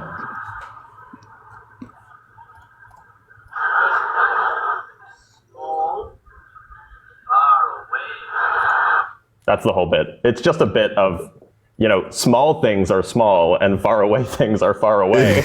And they're different, it turns out. Okay. No flat earther can explain why you can only see the top half of the sun. You'll never get an answer. Oh, perfect. No, that's good to know. I'll keep that in my. I'll add this fact to my repository. So but can you? All right. So can I ask him a question? Since you don't want to talk about the flat Earth thing, can I ask him a question real quick? Yeah, I guess. But ideally, I'd be moving on to another guest soon. Yeah, I'll ask that question and leave. So, Doctor, how can you explain that we are orbiting in space? We are spinning on our axis at 1,000 miles an hour or at 10,000 miles an hour, and we're going through the universe, chasing the sun at 60-something thousand miles an hour, and the stars and the constellations are basically the same space every night. No, they're not. You can't see Orion. If you live in the northern hemisphere, you cannot see the Orion constellation in November. But isn't the North Star the same place every time? So there are some constellations that you can see all the time and some constellations that you cannot. Yeah, but why are they the same place if we're moving so fast? The reason why you can see the North Star all the time, and the reason why it's in the same place, is because the axis of the Earth is pointing at the North Star. And okay. All you have to do is look in the direction of that axis and you'll always see the North Star. However, but since we're moving that fast and away from it, how come it always looks the same distance and same spot in time? From it? Huh? Who says that we're moving away from it? So aren't we spinning on an axis and moving away and chasing the sun? No. So the We're Earth. not? So chasing the sun? So so the sun is moving and the Earth is orbiting the sun, but that's. Oh, you didn't know that, huh? Okay. And importantly, stars in our local neighborhood, Polaris, the North Star being one of them, move in roughly the same direction as the sun does. They both orbit the center of the Milky Way with basically the same speed because they're quite close by. So you can just do the math, and it's something like relative to Polaris, the Earth moves like 1 million miles an hour or something like that. Sorry, no, not 1 million, like 500,000 miles an hour. And so, that is like the fastest it could be moving relative to Polaris, ignoring the motion of Polaris itself. So so worst case scenario, the sun is moving, or the Earth is moving 500,000 miles per hour, say in a direction that is like that would make Polaris seem to be moving fastest. The trouble is, Polaris is 323 light years away. Now, if you wanted to see Polaris move in the sky by something like 0.1 degrees, so going from 89.7 degrees straight up to 89.6 degrees straight up, at that speed, you'd have to wait like 10,000 years. Because it's very far away. 500,000 miles an hour is a snail's pace compared to the distance between us and the star. All right, guest, do you have anything else? Or otherwise, I'm going to move on to the next guest. I'll move on. You can move on. Okay. Yeah, appreciate it. Make sure you're double tapping on that screen. Let's get all the way up to 100K likes. Just keep on tapping away. Make sure you're dropping a follow as well, so you never miss a single debate in the future. If you're in that guest request box, make sure you're 18 or older. You think that God is real and you have like an argument for it. What's up? How's it going? Oh, thank you. I appreciate, host. I appreciate, because I was asking for that. Blitz, what's up, my friend? Yeah, how old are you? How are you Have we doing? spoken before? Yes, we do. And I am the only one who can debunk you and sit you down. That's the only one who is me. Gotcha, Guys, gotcha. you Well, I'm can, ready you to can be enjoy my debunked channel. and sat down. So, how old are you? Can I ask first? I'm 28 right now. Okay. What's your strongest argument for the existence of God that does not involve personal experience? Bro, God, this is another thing. This is another topic. You guys talking about... That's the I'm not really interested in, I'm not doing flat earth, so unless you have like a God. Okay, God is an intelligent physical thing outside the dimension, outside our dimension. Yeah, which and is why does he hard to us exist? to realize. He exists outside the dimensions, outside the creation. Yeah, so what's the argument for why? So he exists because he exists outside of creation? Yeah. So a circular argument. So you arrive at your conclusion by presupposing that God exists. Gods exist, bro. How we can explain that? The orders, the wisdom that we have is all from heaven. It's all from heaven. All wisdom that we have on earth is from heaven. You cannot tell me that the Quran or Bible or Torah was written by a man who can explain and talk about cosmology and all planets which are in our solar system or something outside solar system. So who is the kind of man who can speak about these topics? Who? You think God created time? Yeah, of course, exactly. How could God create time if creation itself as an act requires time to do? Time is for us. Come on. How can What do I you say think this? my question was, and how do you think that answers it? Bro, you mean time is cosmology? That's what time is. Wait. What do you think my question was, and how do you think that answers it? What you mean? I asked you a question, you gave an answer. I'm confused about how your answer answers my question. So I'm just wondering if, one, you remember what my question was. So what was my question? And two, you're even attempting to answer it. In other words, and how does that answer it? So I'll ask you again. What was my question, and how do you think that answers it? Okay, you said, what's your proof of God's existence? Yeah. No. It was just, how can God create time if the act of creation requires time to do? Oh, how I can answer this? But bro, what I mean is God, when he said he create time, he means he create cosmology and astronomy. That's why we can observe. That's how we observe how to use the astronomy. I mean cosmology. Okay, because he was telling us how to use it. Because people before, they were making it wrong. For example, some ancient like Greeks, they were using 13 months a year. I talked this with the Blitz, and Blitz says, 13 months a year was correct. But no, that was paganism. So God tell us how to use astronomy and correct 12 months a year. What do you think my argument is, and how do you think this responds to it? Bro, the time is heaven. Wait. What do you think my argument is? That's the first one. What do you think the argument I'm making is? Bro, you said why God create time, and what is the benefit of that? That's not the question at all. Okay, I'll walk you through this. So that's komisch right now. So creation as an act requires time. I have like 5 premises. Stop me if you disagree with one. Creation is a change in states. A change in states is a change. A change requires a before and after. A before and after requires a past, present, and future. A past, present, and future requires time. Do you agree with all of these? Or do you want to hear them again? You're muted, by the way. I don't know if you know that. I can prompt you to unmute, I guess. Yeah, you make it difficult. You make it so. Yeah. Do you reject any of those premises? No, I don't. Okay, cool. So then we would agree that in order to create, you must have time. So God can't create time because in order to create, you must create time, and time doesn't exist before God creates it, which means that God is divine deadlocked. I agree that there is no time before our creation. God create time. Yeah, but you can't create time because in order to create time, time must first already exist. I don't think so. How do you get that? How you can? Yep. It's just the 5 premises that I laid out that you agreed with. So do you agree? Let's do this one more time. Stop me if you disagree with one.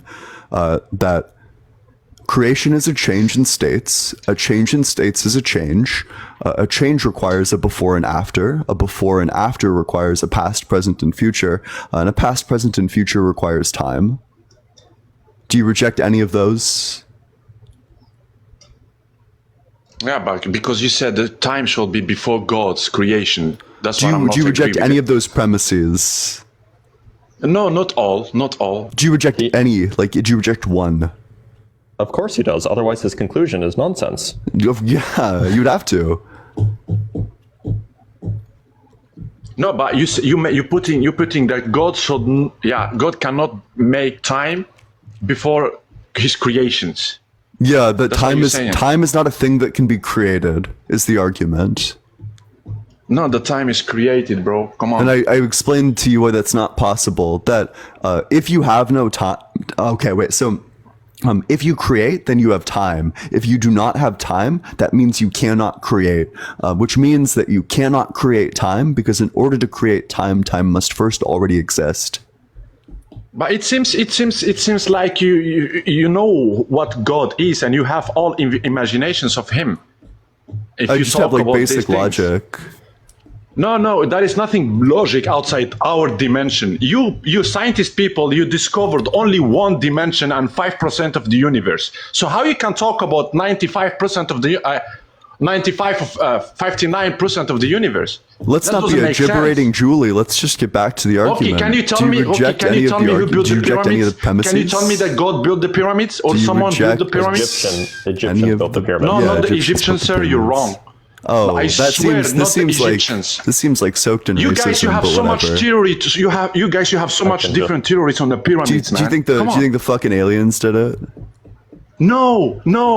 The giant people built it. And we know that Enoch, the most scientist man on earth, he built the pyramids, man. And he left all knowledge for us. And you Roman people, you the European people, you destroyed Egypt, man. You destroyed Egypt and you made everything you like to do. You think we forget this? Come on, bro. You're trying to make me, God create the time, or he created Let's before not be time. Bro, you're trying to make it grandstanding play. Gary. Let's just get back to the debate. Do you reject any of the premises that I put forward? Again, bro, come on, man. Can you tell me who built the pyramids, bro? Come on, Wait, people are let's worried for let's this. not be a pivoting Perry. Let's not Bro, be a I'm melting Muslim, down listen, Mindy. Let's just be a good faith Gary, a I'm debating a Muslim, Daniel. I'm not Christian who sees God as a man. I don't have imagination for God. The only thing which I have is wisdom and the orders of heaven. Can you explain? Can you realize the wisdoms? Can you realize the revelations? No. So come on, bro. We don't have imaginations of God. Do you have like a real argument, or should I move on to the next guest? Bro, the real argument is wisdom from heaven. Simple. That's what God is, and that's how you can know God. I demonstrated that that's not the case. Yeah, I mean, also, Yeah, like, man, we could just take this from like a physical level. Like, there was no Great Flood. If there was a Great Flood, then how did the kangaroos get to Australia? Bro, the pyramids actually proves that there was a great flood. Scientists have discovered it, but you still didn't. In what way? So the great flood was exist. Can you answer my question? Yeah, go ahead. Yeah, the question that I asked you was just if there was a Great Flood, then how did the kangaroos get to Australia? Kangaroos get to Australia, bro. I should know what kangaroos is. I don't know what that is. You know the motherfuckers in Australia who like hop around. They look like rabbit-esque. They're like really big. They're like jacked as fuck when they stand up. It's like ridiculous. They have like a pouch where they store like their young. They like hop around. Their children are called like joeys. They're like tan. Oh, bro, maybe are you talking about Gog and Magog? Maybe. I don't think he knows what a kangaroo is. No. If you no, I don't. But you know what a Australia is so marsupial much is? interesting. Okay, I see. Someone put it in the comment. Okay. Yeah, those motherfuckers. Kangaroos. Oh, that's cool, bro. I think British did it. British, they move even nations. They move them. Even Africa, they moved them to America, bro. What about the kangaroos, man? Come on, bro. Be serious. Be honest. You think they man. moved all the kangaroos to Australia? Exactly. Yeah, they move even the pyramid. I mean, the status of the pyramids from Egypt to to British, bro. Come on. And they use Vikings. The Vikings have moved them to Australia, I think. You know, because yeah.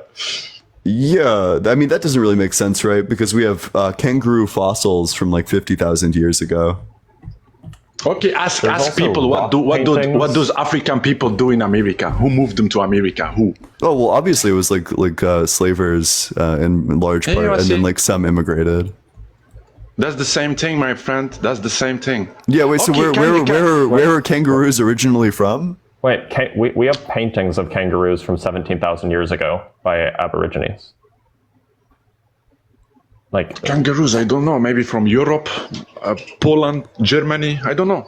You think kangaroos are suited for surviving in Germany or Poland? I Do don't you think know. that I don't have kangaroos any- who hop about in like the outback or these like desertous environments in like a bush type environment, you think that they would survive well in Poland or perhaps Germany? I don't know, cave bro. I paintings swear I don't of know. kangaroos. Like, what? I don't know actually why. And the only thing that I know is that Australia should not speak English. Someone conquered this country, bro. Someone conquered this continent. So we're gonna find out later, and we find everything why It was and the who. British. It was obviously the I British, know, like I know. 300 years British, ago. I know. What do yes. the British get out of bringing kangaroos to Australia? But for some reason, not like kangaroos didn't. They brought every last kangaroo to Australia.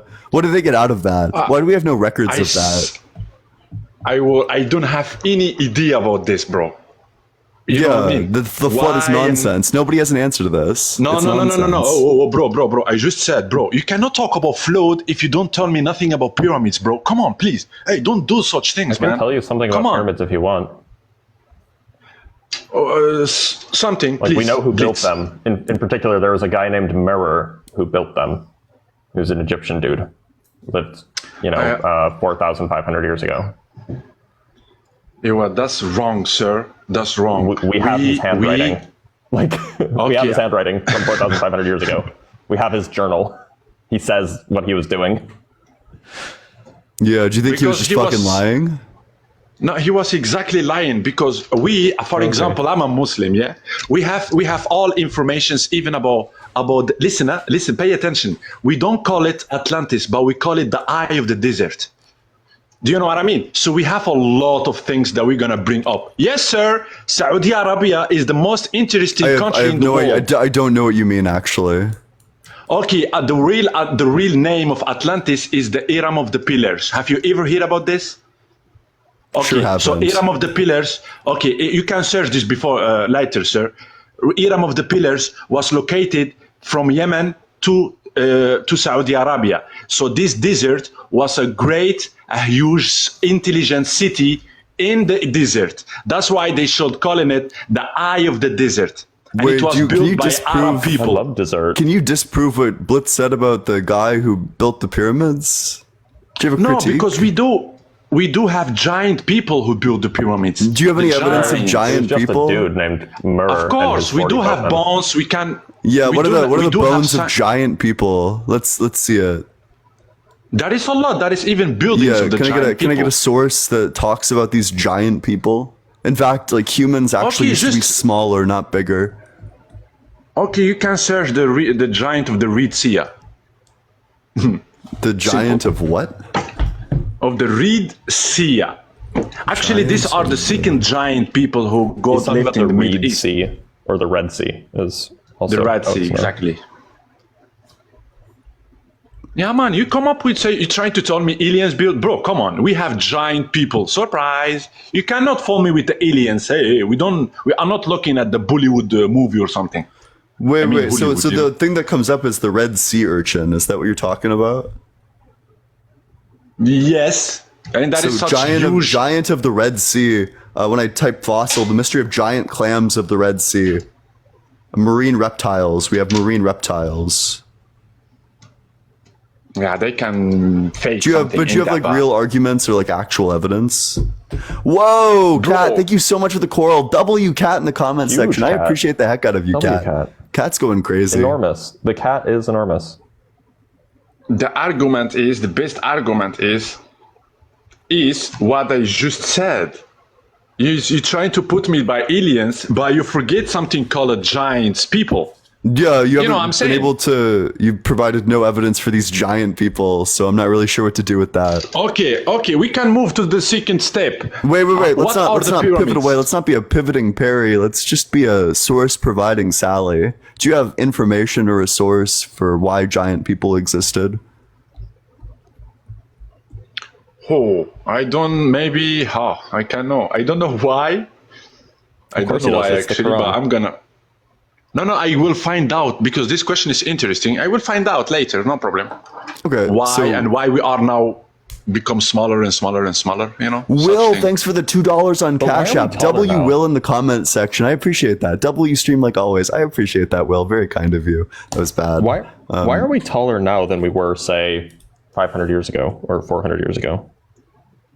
It doesn't make sense, Blitz, if 500 goes, bro. 500 Roman were there in Egypt. 500 years ago, there were no Romans in Egypt. What are you talking about? Bro, how you can say 500 years was pyramids built or something? No, you said that we're getting smaller. I just said that like 500 years ago. Thanks so much, Mom. We were shorter. Humanity as a whole was shorter 500 years ago than it is today. No, but the case is changed from the time of Abraham. From the time of Abraham, the peoples become smaller and smaller and smaller. But before Abraham, they were the most giant people on earth. Wait, do you have like real evidence for any of this, or should I move on to the next guest? Bro, the evidence is you have to do your research, man. I've done my research into this issue already. It's nonsense. There's nothing real. Oh, research demanding, Randy. Yeah, exactly. God, I mean, I'm like looking for like a single word, but it's like making somebody else like do your job, like a freeloading Frank. There you go. Ali, thank you so much for the $1 on Cash App. Can I buy a room for you? Okay, can I ask one thing? Can I ask one thing to Blitz and both of you? But Blitz is more interesting for me. Blitz, can you explain? What am I fucking chopped liver? Go fuck yourself. What is he, an Blitz, uninteresting Uhtred? No. Can you tell us what is a solar apex? A solar what? What was that Eclipse? word? A solar apex. Epics? Do you mean eclipse? Yes. No. A solar not like eclipse. EPOCH? No.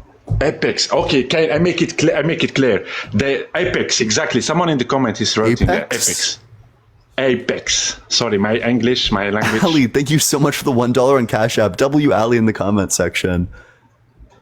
You're asking what a solar apex is? Have you ever heard about this, Blitz? No, apparently it refers to the direction that the sun travels with respect to the local standard of rest. Exactly. Okay. What about so how do you can explain this in a heliocentric model? Whoa, Cyber! Thank you so much for the $10 on Venmo. W Cyber for Ian's giant archaeological fund. Let's get a W Cyber in the comment section. If anybody else wants to support the stream, Venmo's allegedly -Ian. Cash App is just allegedly Ian. I appreciate any else support. Cyber, thank you so much. Very kind of you. All right. Do you? I'm not really interested in the flat Earth debate, so. No. This is interesting. Wait. I'm like super not. Come on, bro. Nick, thank you so much for the $2 on Venmo. We're taller now, so we can reach the top shelf of the grocery store. That's true. That's natural selection at work. You Blitz, I bring every time good topics. And it's also always confusing. Not my love, buddy. Always confusing. Yeah, that's fine. Just like go to the flat Earth debate elsewhere. It's not really my debate. I don't know. That to me, because I think like even there's like some days where I'm like, okay, but this is just stupid when I'm doing like the Christian debate. I think every day would be like that for me with the if it were the like flat earth debate. I think that debate is like truly I think I'd rather I can't say what I'd rather do, but it's okay. We all know what you mean. Yeah. Make sure you're double tapping on that screen, sharing it with your friends, doing all that good stuff. What's up, Jolka? How's it going? How old are you? Okay. That's fine. By the way, definitely add this, because people will bring up the pyramids a lot, even if they're talking about the flood or whatever. Yeah, this was something discovered 11 years ago in Egypt by French archaeologists. They just found the logbook of a guy who was one of the builders of the pyramids. And he says, yeah, we did this day and this that day. And it's called, it has a Wikipedia article. It's called Merer's, what is it? Merer's logbook or something. The Diary of Merer, Merer. Ali, thank you so much for the $1 on Cash App. Let's get a W Ali in the comment section. If anybody else wants to support the stream, Venmo's allegedly -Ian. The Cash App is just allegedly Ian. Appreciate any and all support. Thank you all so much. Hey, what's Good up? afternoon. How are you guys? Doing well. How old are you? I'm 21 years old. Okay. So what's your strongest argument for the existence of God that does not involve personal experience? Okay. So my strongest argument is just I just want to say a couple things before we get started. So we're not arguing strictly Bible, correct? Depends on how you define God. Okay, so my definition of why God is real is no. Wait. A definition is like the meaning of a term. So what's your definition of God? Okay, so I define it as the existence of God is through psychological aspects. I'm not asking for an argument. What's your definition? Do you know what a definition is? Yeah, I completely Thanks so understand much, your Swaggables. Appreciate definition, it. but what you're trying He's to asking say. what your definition is. Fuck, I'm so terrible. I'm sorry. We're talking about whether God is real and God is fake, correct? So, okay, do you understand God to be a being who has a mind, created everything, is all good, all powerful, and all knowing? No. Okay, then what's your definition of God? Okay, my definition of God is through human perspective. And you can kind of understand. I can explain it deeper. If you'd like me to explain it deeper, you'd understand my Do you know point what a more. definition is? Yeah, I completely get what you're saying. What's a definition? Well, it's defining something. You're explaining something that's fact, right? Well, That's I want, it's like the meaning of a term. Yeah, the meaning like of a term, bachelor yeah. is an unmarried man, for example. Yeah, that's like a completely different synonym. Yeah, but we're describing the same thing. Ian just wants to know what you mean when you say God. Yes. That's all. I don't want to know why God exists. We'll get to that in a second. I want to know, when you say the word God, what do you mean by that? What are you describing? Okay, I'm describing eternal things that exist within us. So within our psychological aspect of consciousness, that is what I define God as. Do you think God is like a person? No, not an individual. Do you think God is person, do you think God is a mind? I believe it's an idea. Do you think God is a mind? A mind? Yeah. A state of mind, yeah. Do you think God created everything? No, I'm not thinking about it as a creator, a guy that's a puppeteer, sitting in the background. No.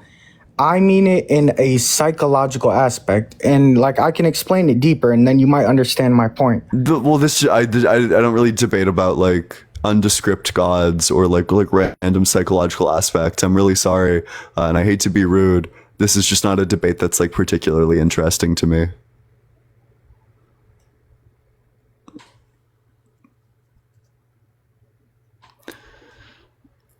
If like only request to join if you think that God is like a person with a mind who created everything, who is that's like the bare minimum. If you don't have those, I'm not talking to you. But I would prefer it if you have if your God is all good, all powerful, and all knowing. Otherwise, it's like, I don't know, super boring.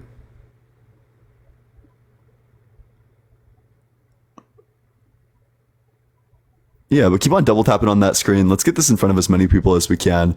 Let's get all the way up to 150K. What's up? All right, How's it going, guest? Yeah, how old are you? I'm 15. Is that all right? Yeah, you gotta be 18 or older. It's not all right, unfortunately. Only request to join if you're 18 or older. It's a TikTok TOS violation otherwise. What's up? How's it going? How old are you? 43. Okay. What's your strongest argument for the existence of God that does not involve personal experience? Well, first I have to ask, do you believe in free will? Me personally, no. Do you believe that love is a choice or a feeling? You should probably answer Ian's question first before. What do you? I don't really know. Ian's question was, "What is God? God is our creator." He's Wait, that's not my question. It's like, what's your strongest argument for the existence of I'm God? going to get to that as soon as I. Yeah, sure. Wait, so is it a choice or a feeling? I think it's probably a feeling. So you think love is a feeling? Yeah, I guess. I don't know. It's a weird question. It is a weird question, but a lot of people always ask you. You know, a lot of people believe that love is both. Well, so a lot of people, excuse me, believe that love is a choice, that you have to choose to love someone. But I personally believe that love is a choice and a feeling. But you say you believe that love is a feeling. Yeah, I don't think that I can love somebody absent the prerequisite, like oxytocin, serotonin, neurochemicals that are happening. I can't just like will myself into like releasing those neurochemicals. Right. Okay, well, that's good. So you don't believe that it's a choice. So then that would fall in place with your belief in there is no free will. Yeah, basically. Yeah. So what's your strongest argument for the existence of God? So where do you think that feeling of love comes from? I think it developed via evolution, most likely, that there's really strong evidence that evolution happened, and that we are currently a product of it. And there's like good reason why love itself would form. What evidence do you have that shows that evolution created love, the feeling of love, that emotional feeling of love? So I have evidence that evolution happened, and I would just appeal that evolution created all of our features and aspects. But does it state somewhere? Do you have facts that show, hey, through evolution, you will develop this sense of love, this emotional feeling? No, there's just like an evolutionary explanation for it, right? That it would be evolutionarily advantageous to be able to love things, insofar as being able to love things is it's like a huge boon in so many cases. It creates like close like kinship bonds, which allows for increased survival, especially for social animals. Yeah, see, I don't believe that, because I mean that's not. I'd have to see evidence that evolution creates love, because if love is a feeling, so, you know, that feeling, which says in the Bible, it comes from God. Love comes from God. I just don't. Oh, your agree conclusion. With Why didn't I just think about your conclusion? JCM, can I ask you a question that might help frame the argument that Ian is making here? Yeah. So the argument that Ian is making is roughly something like, well, we have evidence that evolution is true. And one of the predictions of evolution is evolution explains all of humanity's features, and love is one of humanity's features. Therefore, if evolution is true, then evolution must explain love. Similarly, on your model says something like God created all things, and one of the things that is included in all things is, I don't know, the kangaroo. So you would infer, because God must be real, therefore God must have created the kangaroo, even though the word kangaroo is not included anywhere in the Bible. You infer that because that is a subset of the claim being made about what God does. Mm. So in the same way that you would say, oh, well, there's evidence, according to you, that God created the kangaroo, Ian is saying that there is evidence, according to evolution, that, love developed evolutionarily. Yeah, that's the argument being made here. Yeah, I'll also say a source. I mean, I guess that's just kind of like that's what you believe. But is there scientific fact that through evolution that a being is created who can experience love, whereas in the Bible tells you straight up, yeah, this is God created man, and God is love, and God is all within you. So like that's kind of where I guess I'm a little confused Yeah. on your take on it, but no. Yep. So in terms of like evidence, I could set you a source right now. This is an article from the University of California. Why does love feel magical? It's an evolutionary advantage. That's the name of the article.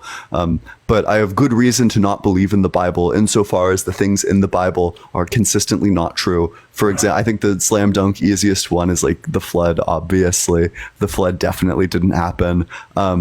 There's just like a bunch of easy questions that you'll have like absolutely no answer to. So if the flood happened, how did kangaroos get to Australia? Okay, so now you're going back to the flood. All right. Well, yeah. I'm just establishing that the Bible is an unreliable source of information. Well, with the flood, there was Noah's Ark. So all the animals, there was one, male and female of each kind that was on that ship. So I mean, I don't know how they got to Australia, but question. Oh, that's fine. Wait, so you don't know? Your answer is you don't know. Oh, I mean, I don't know how a kangaroo got to Australia. No, I mean, I don't. Yeah, perfect. So yeah, this is like a really good reason why the flood probably didn't happen. There's like more affirmative reasons as well that like this water. How does that negate the fact that how does that tell you that the flood didn't happen? Yeah, because like the kangaroos can't get to Australia at any point in the flood. That they landed on this one mountain, and that they're not able to traverse the waters that they would need to in order to get to Australia. Yeah, but we're talking about God here, and all-powerful, all-knowing, omnipotent. Gotcha. God So your theory, anything He wants to do, like He's God. So yeah, gotcha. So your theory is kangaroo in the sky in front of your face. I mean that. Your theory is essentially just that God said abracadabra. And then like all the kangaroos appeared in the ark, and then he said alakazam, and then the flood happened, and then he said hocus pocus, and all the water went up, and then he said bippity boppity boop, and then he teleported all the kangaroos back. That's your hypothesis. For sure. Yeah. So what's your evidence that evidence that magic exists? Because we're here, buddy. I think that we came here through natural processes. We're here. Okay, so why does us being here imply that magic exists? Okay, I'm not going to use the word magic, but I guess it is magic if you want to use the word magic. But for me, let me just say this, and just for me, or even for you, when you're outside and you're looking around and you experience nature, like, are you spiritual at all? Like, do you feel? No, I don't think spiritual stuff is real. So you don't feel like in tune or in touch with your spirituality when you're with it's like with the universe, like you don't. Certainly not. No. Like, okay, so are you? I think I've heard in one of your lives before that you said, too many coincidences is not a coincidence. Did you say that, or is that something? I don't think I've said that. No, those don't seem like words. I don't really use the word coincidence a lot. I thought I heard you say one time that coincidences aren't, real or something to that fact. Could have been another curly-haired atheist. Yeah, true. I mean, no, I don't think I've said that. So how does that relate to the point at hand? Well, because like when you're experiencing nature, love, feeling like it. Let's just forget all this evolution, God, everything else. When you're outside, you have a feeling. You feel something. There's a feeling within you because God is within you. So I don't know what feeling you're referring to. Well, see, and that bothers me because that makes me think that you have no emotion, and then that leads me to the fact that are you like a psychopath? Because not being smart ass, I'm not trying to say, I'm just saying, like, do you not feel love, compassion for people, things, animals, like creation? Like, do you not when you're no, I do feel think, compassion for animals. I feel I think I don't know. I think like veganism is like probably true philosophically, right? That like suffering is bad. I have lots of love for lots of people and lots of compassion for lots of people. Sure. I'm just not really interested in like the psychoanalysis, but you have like like an argument. So the feeling that you're describing is just like stimulation of the right temporal lobe. It's more common among people who have problems with their right temporal lobe. For example, people with like epilepsy are much more likely to have spiritual experiences just on the basis that they have like a messed up right temporal lobe. Yeah, but no. We're not talking about the brain. Yeah, we are talking about the brain, but I just don't see how one could not look at their inner self, because God is within you. He's within your heart. I mean, he's within all of us, you know, even you, and you can feel that. It's a feeling. And not only that, but I can tell you that if you pray and you pray about that feeling, God will show himself to you as evidence. I mean, I've already prayed and nothing happened, so well that's maybe not the case. maybe, and it's not going to happen right when you say, oh, show me a bird or what have you. No, just like, hey God, I've literally had guests on before, and they said, and I prayed with them, and it was like, okay, hey God, if you're there, reveal yourself to me. Right. You know, I would love to believe in you. Please reveal yourself to me. Nothing happened. So the claim that you're making that if you pray, God will reveal himself to you, that's not the case. That's just not true. Didn't happen. So you're saying that you used to pray. So you used to be what, a believer or? Well, yeah, I used to be a Christian, but then I just like thought about it harder. And it like literally none of this makes sense at all. But did anything? Biggest challenge. Did someone around you or people around you make you disbelieve? Or Yes, yeah. Somebody asked me the question about the rock, and I got like my entire worldview collapsed. Yeah. Yeah. So I mean, I'll ask you the question to see if you have a good answer. I think there is a good answer, to be clear, but I mean, it doesn't salvage the rest of Christianity. Do you think God has the power to make a rock that he doesn't have the power to lift? does he have the power to make a rock that he doesn't have the power to lift? Are you talking about the like the pyramids and stuff like that? No, just like a rock. Does God have the power to make a rock that he doesn't have the power to lift? Thank you so much for the heart. We appreciate that. Absolutely. Yeah. So does God have the power to lift the rock that he doesn't have the power to lift? No. He has the power to make the rock that he can't lift, is what you're saying. Yep. That's tough. I think that God, if he made the rock, he can lift it. Oh, cool. So then God would have the power to lift the rock that he doesn't have the power to lift. Billy, thanks so much. Appreciate it. I don't think that's a really good. I don't like the way you word that, because God created all things and he can lift that rock if he wanted to, and he can create it heavier than he can lift if he wanted to, because that's God. But we can't fathom God because we don't know how God works. Thanks so much, Helen. Thanks so much, Dysfunction. But then that creates like, it's just like a direct logical contradiction. Like it's like the exact same reason, right? Like I want logical beliefs. There's technically a logical solution to this argument. But you just made that up. Most people don't know it. No, most people don't know it because it's made up. Well, yeah, but it's like, it's just logic, right? Like you're just asking logical questions about what the limits are of being all powerful. Thanks, AJ. Yeah, but you don't know that because you're not God. So you don't have that capability of understanding. Like us as human beings, we don't understand God's existence. We don't understand a lot of things about God because he is God. And then God's illogical. It's nonsense. No, it's not illogical. If we don't understand God, then how do you have any guarantee at all?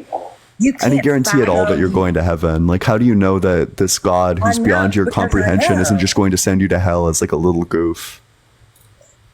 No, because I know I'm going to heaven because I've seen it firsthand, and not only that, but I've also seen. I have my own very. Wait, but how do you know that God isn't just a liar? Because he's in my heart. Because he. Yeah, but he's wait. So do you comprehend him? No, I've talked to him personally. But do you comprehend him? Yes, absolutely. Oh, perfect. So then it seems like God is comprehensible. So does God have the power to lift the rock that he doesn't have the power to lift? But we don't talk about that like that's just a dumb little question. I I don't ask God, hey, God, do you have the power to make a rock that you can't lift? No, that's dumb. And I agree. You can say like that's a dumb little question, but it's a yes or no question. The answer is either yes or no. Are you going to be able to provide the yes or no answer? I just told you. Yes, Drewski, thank you so much. He has the power to do. So then God has the power to lift a rock that he doesn't have the power to lift. That's nonsense. That's just nonsense. It's illogical. The question is nonsense because I don't think that God would create a rock that he couldn't lift. It's about possibility. All I'm saying is you have to look deeper within. Your brain is going to obviously, along with Satan, tell you otherwise about God because he wants to deter you from God. And that's... Thanks, POC. But I certainly believe that if you look deeper within yourself, you can find God and you'll know God by a personal relationship with him. But you have to knock and seek, and he will come to you and he will reveal himself plain as day to where you do not question God. Do you have any like actual arguments for why God is real, or should I move on to the next guest? I mean, if you want to move on, that's Thanks, cool. Brian. Appreciate it. All right. Well, appreciate you coming on up here. Yeah. Make sure you're double tapping on that screen. Let's get all the way up to 150K. Share it with your friends. Drop a comment as well. If you want to support the stream, the Venmo's allegedly -Ian. The Cash App is just allegedly Ian. I appreciate any and all support. Thank you all so much. Will, thank you so much for the $1 on Cash App. Let's get a W Will in the comment section. Nice, Will. Have you ever debated a Hindu? I think I debated exactly one. I think it got messy. Alif, what's up? How's it going? Yo, what up? How old are you? I'm around 22. Okay. What's your strongest argument for the existence of God that does not involve personal experience?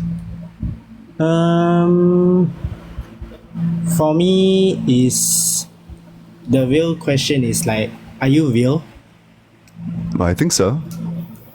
Yeah, that's the only argument I have though. So Because why if you're does not so a real- question isn't an argument? So what's the argument? It's just basically that if you feel stuff, if you understand what is going on around you, you see like, oh, you have computer screens. Yeah, it's made by men. But the real question is, who made men? Oh, well, I mean, I think that everything came via like evolution, came from like a Big Bang. I think that the universe itself has always existed, but I do think that the current iteration of the universe as we currently know it, came from the Big Bang, which formed the Earth and then led to a process of abiogenesis leading to evolution. That's more or less where I think that everything came from, ourselves included. Where do you think God made everything?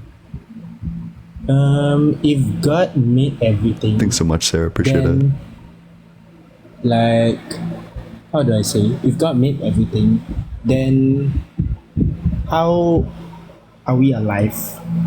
Like, if What? I don't think God made everything. And I think I've already answered this question. Like, what's before the Big Bang? Have you ever think of it? Yeah, I just think the universe has always existed. I would defend that it's gone through like infinite cycles of big bounces and big crunches. You mean something like a multiverse? Not really. Just like that the universe rapidly expands and then rapidly contracts and then rapidly expands and then rapidly contracts, and that it's been doing this for all of forever. Then, to think of it, right, there might be life out there other than us. What do you think my argument is, and how do you think that responds to it?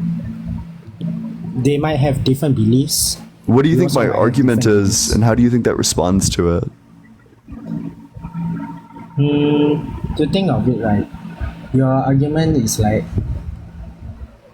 the world just rapidly expands and just Not rapidly the contracts. universe, not the That world. Oh, yeah, the universe. So that means there might be different lives out there. Yeah, I think that that's a possibility. So how does that negate any of what I've said? So that means there might be something. Maybe we live in a simulation.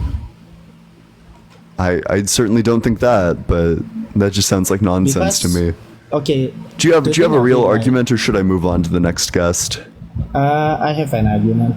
To think of it, life is a game, and we are living in a simulation. And to think of it, right, if we made a game, right, is based on the simulation, then that means there might be a programmer or there might be a god out there that creates this game of life. This just sounds like nonsense to me. I have no idea what you're talking about. I mean, to think of it, like, if we don't live and if we don't play this game, then what's the point of living? Am I right? This is just complete nonsense. I have literally no idea what you're talking about. Okay, and I guess you can move on to the next person. All right, well, appreciate you coming on up here. Make sure you're double tapping on that screen, sharing it with your friends, doing all that good stuff.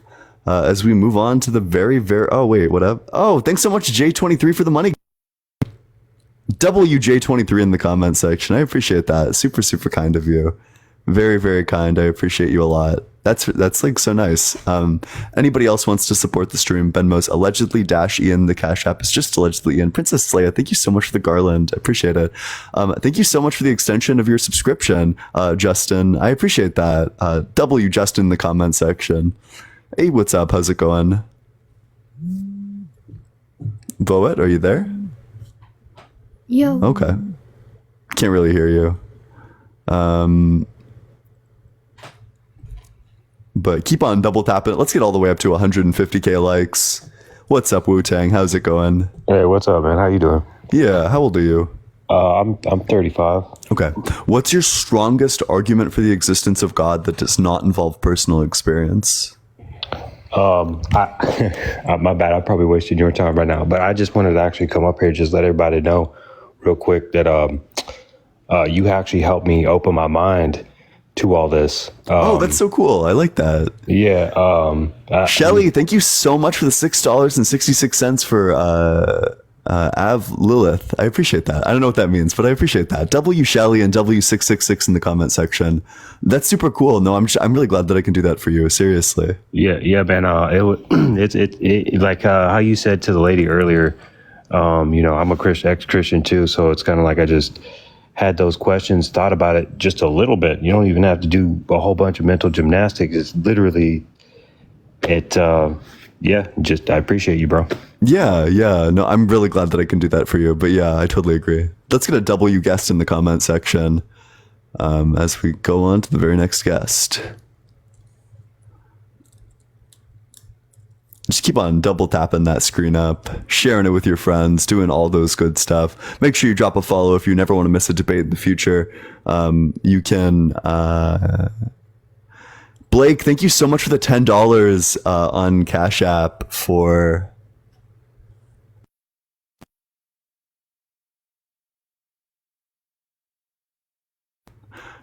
entertainment and speaking the truth. I appreciate that. Very kind of you.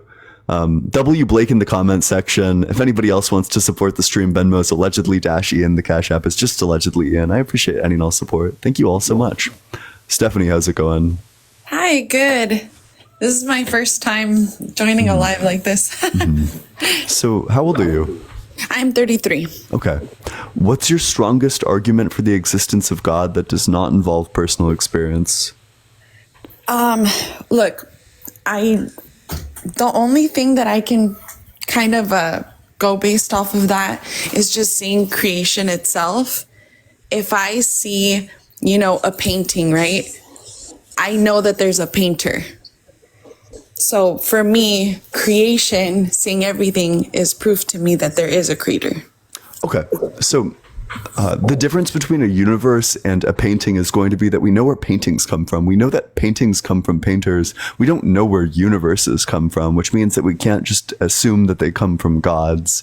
We would be just trying to fill in gaps in our understanding. But I think that there's like some things that you can't account for.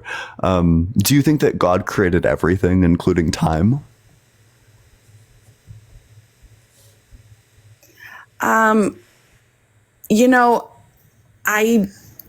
I can't really be sure, right?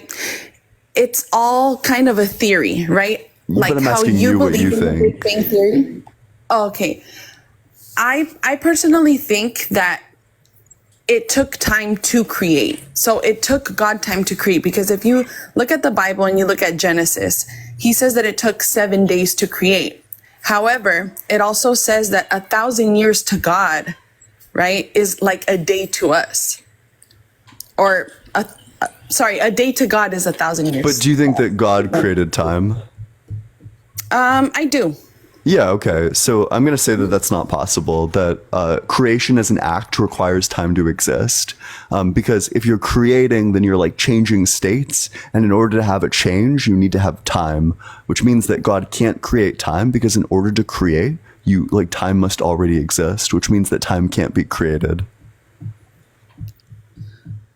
I mean, for me, because I feel like if he wasn't an all-powerful being, right, then how could he not create something like time? Precious, thank you, appreciate it. Well, just because time is impossible to create. Right, in our understanding, right? According to as much as our human brain can comprehend, well, yeah, you know. Do you think God could be understood logically? I do. Okay, so then what, I'm telling you that he actually can't, because he's violating laws of logic right now, that it is logically impossible to create without time. But you need to, of course, you need to create time in order to have time, which means that God is divine deadlocked. Well, you know, I feel like the premises Thank of you so much. believing in God, Appreciate it. the premises of believing in God, right, is if well, for me, right, because I am Christian, I'm going based off what the Bible says, and the Bible says that he is the beginning and the end. So it's like he just was and is. Oh yeah, and I'm telling you that that's not possible. You're not really engaging with the argument that I'm giving. Wait, so I'll give you a set of premises. Let me know if you disagree with any of these. So, a creation is a change in states. A change in states is a change. A change requires a before and after. A before and after requires a past, present, and future. And a past, present, and future requires time. Do you disagree with any of those? I don't disagree with any of those. Yeah, so then you would agree that in order to have creation, you must have time because of all the steps in between. So God can't create time because in order to create, he must already have time. So what if he did already have time? So then where did the time come from? So how would that disprove God? Yeah, so where did the time come from? It would just mean it would just mean that God didn't create time. Okay, if he didn't, okay, let's say, okay, I mean, I get that argument. I get it, but I also, I don't understand how that would still prove your theory of the Big Bang. Well, so we're, okay, but that would just indicate that God didn't create everything, which means that, presumably he doesn't exist if you think God's the creator of everything. But if you want to talk about the evidence for the Big Bang, that's just going to come in the form of the fact that, 10 to the negative 33 seconds after the beginning of the universe as we currently know it, universe was extremely small. It was around the size of a human. Right now, we know the universe is a lot bigger. It's huge. It's like way bigger than just the size of a human. And we know that it's continuing to expand. So we know that the universe was small, got bigger, and is continuing to get bigger, which seems to indicate that the universe rapidly expanded. Okay, I have a quick question for you. Yeah. Okay, do you have faith in anything? What do you mean by faith? Faith is believing without seeing. Yeah, well, so I believe things that have evidence for them, but I believe in gravity even though I can't see gravity per se. So, I mean, if that's your definition, I guess, but what I define faith as is a belief in the absence of evidence. The difference is you believe in things that don't have evidence, whereas all of my beliefs have evidence. But isn't it just a theory? Gravity? No, not gravity. I'm saying yeah. So not in the sense that you're using the word theory, no. Because you know, technically we weren't all there, right? In the beginning. Yeah. We weren't there when the Big Bang happened. We weren't there if, I do believe that God created everything, including time. And that's beyond my own comprehension. And I understand your argument, but Stephanie. I guess the conclusion is none of us agree to each other. Stephanie, do you have any older siblings? I don't. I'm the oldest. Okay. Well, you do have parents, though. Yes, they might not be alive, but you do have parents or had I parents. do Yeah. have parents. Yes. Yeah. So, how do you know that they were born? I know that they were born because they had parents that gave birth Okay, to me. but you didn't see them be born, right? I didn't. No. Okay, but you can infer that they were born based Yes, off through of things like no, not faith. You don't have to use faith for this because you know that humans give birth to other humans. You know that humans, when they get older, they change, and if you wind the clock back, they get young. They look younger and younger until they pop out of a woman, typically. So we have a pretty good understanding of human development, and so we can infer that every human is born. In the same way, we have a very good understanding of the universe's development, so we can infer that in some sense, the universe was born. Yeah, correct. So it's not faith. It's just an understanding of development of humans or of the universe. Mm-hmm. Okay. Well, do you have anything else for us, or should we move on to the next guest? I guess you can move on to the next guest. Yeah, well, I Thank appreciate you you. coming on up here. You're great. Make sure you're double tapping on that screen, sharing it with your friends. Let's get all the way up to 175K as we move on to the next guest. Make sure you're dropping a follow, doing all that good stuff. I got a DM from someone. Let's see if they're in the guest request box somewhere. Where are you? Is RC really running? I got a DM from RC, but I can't seem to find him in the guest request box.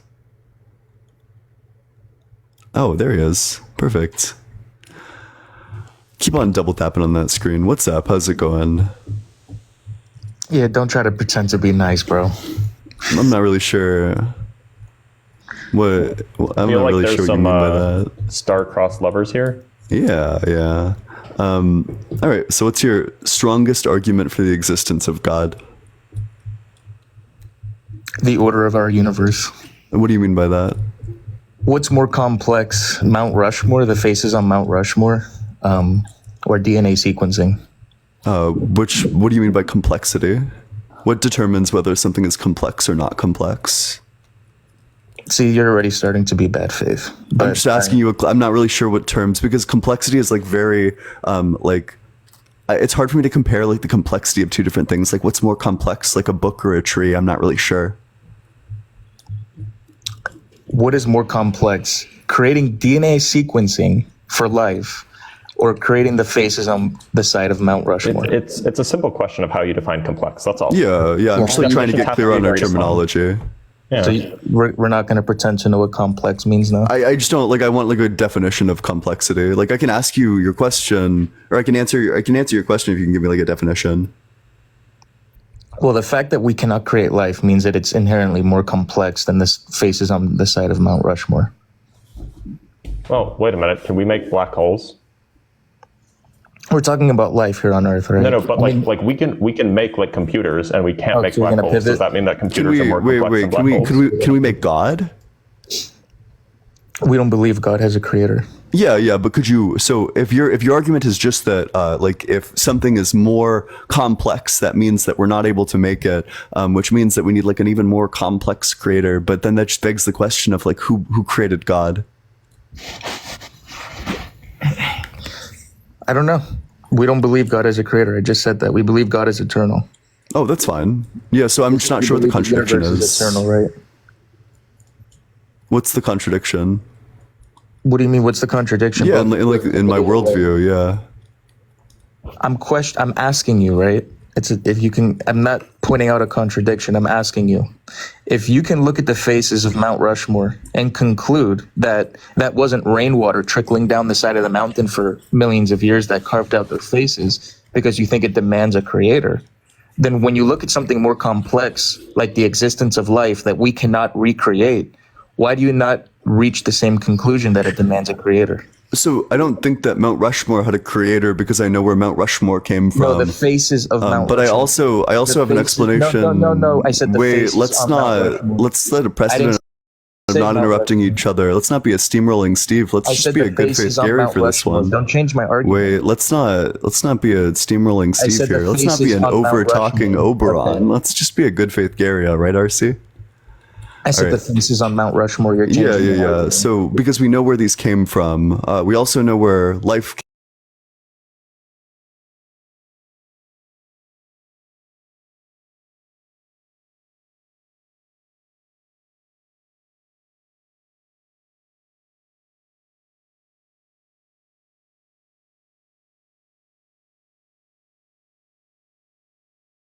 But still self-replicating molecules to self-replicating molecules with a metabolism.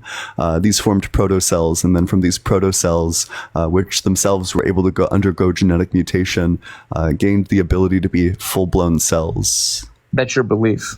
Well, that's what all the evidence points to. No, I mean, not all the evidence your points to belief, to put this into perspective, is that But can I God said respond to what you said? abracadabra, and then the earth appeared, and then he said alakazam, and then humans appeared. Sure. So you believe in abiogenesis, but that's I not a do. scientific fact. Yeah, but it's like supported by all the evidence, whereas your Yeah, belief has no evidence for it. That's not true. Yeah, so what's the evidence? So I'll ask It's you this interesting how you question. pivoted Wait, so to if this so point, if so if humans appeared via God saying abracadabra, alakazam, then why is it such that our DNA looks exactly like you would expect it to, if in fact we had evolved and shared a common ancestor with great apes? I'll be happy to answer that, but just concede that you pivoted away from the faces on Mount Rushmore. Wait. I'm saying that I responded to the faces on Mount Rushmore, No, and maybe you didn't. just didn't. Maybe you just weren't No, listening. But my no, you response to the faces on Mount Rushmore was just that we know where these come from. So it's like kind of an irrelevant argument. If you did not get educated on the faces of Mount Rushmore, and with critical thinking and a rational mind, you looked at it, not knowing that there was a creator of it, wouldn't you reach the conclusion that a human being carved those faces out? And doesn't that make more sense than believing that rainwater trickling down the side of the mountain carved those faces out? That's my question. Yeah, wait, so I think that there's just like a lot of like baggage to the question that we need to unpack to just like shift the scenario slightly. So let's say that we go to like a foreign planet, and in fact there is like something carved in to the side of the mountains, and it was carved by intelligent creatures. I actually might not assume that it was carved in by intelligent creatures if I don't know what those creatures looked like, or what's meant to be portrayed, or I had no evidence that this thing was actually carved in.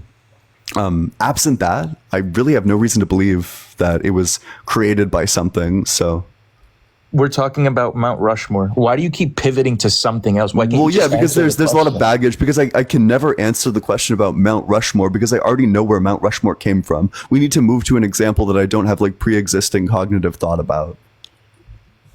I said the faces on Mount Rushmore. Yeah, because Or otherwise our Mount cognitive Rushmore. biases are going to blind us to the reality of the situation.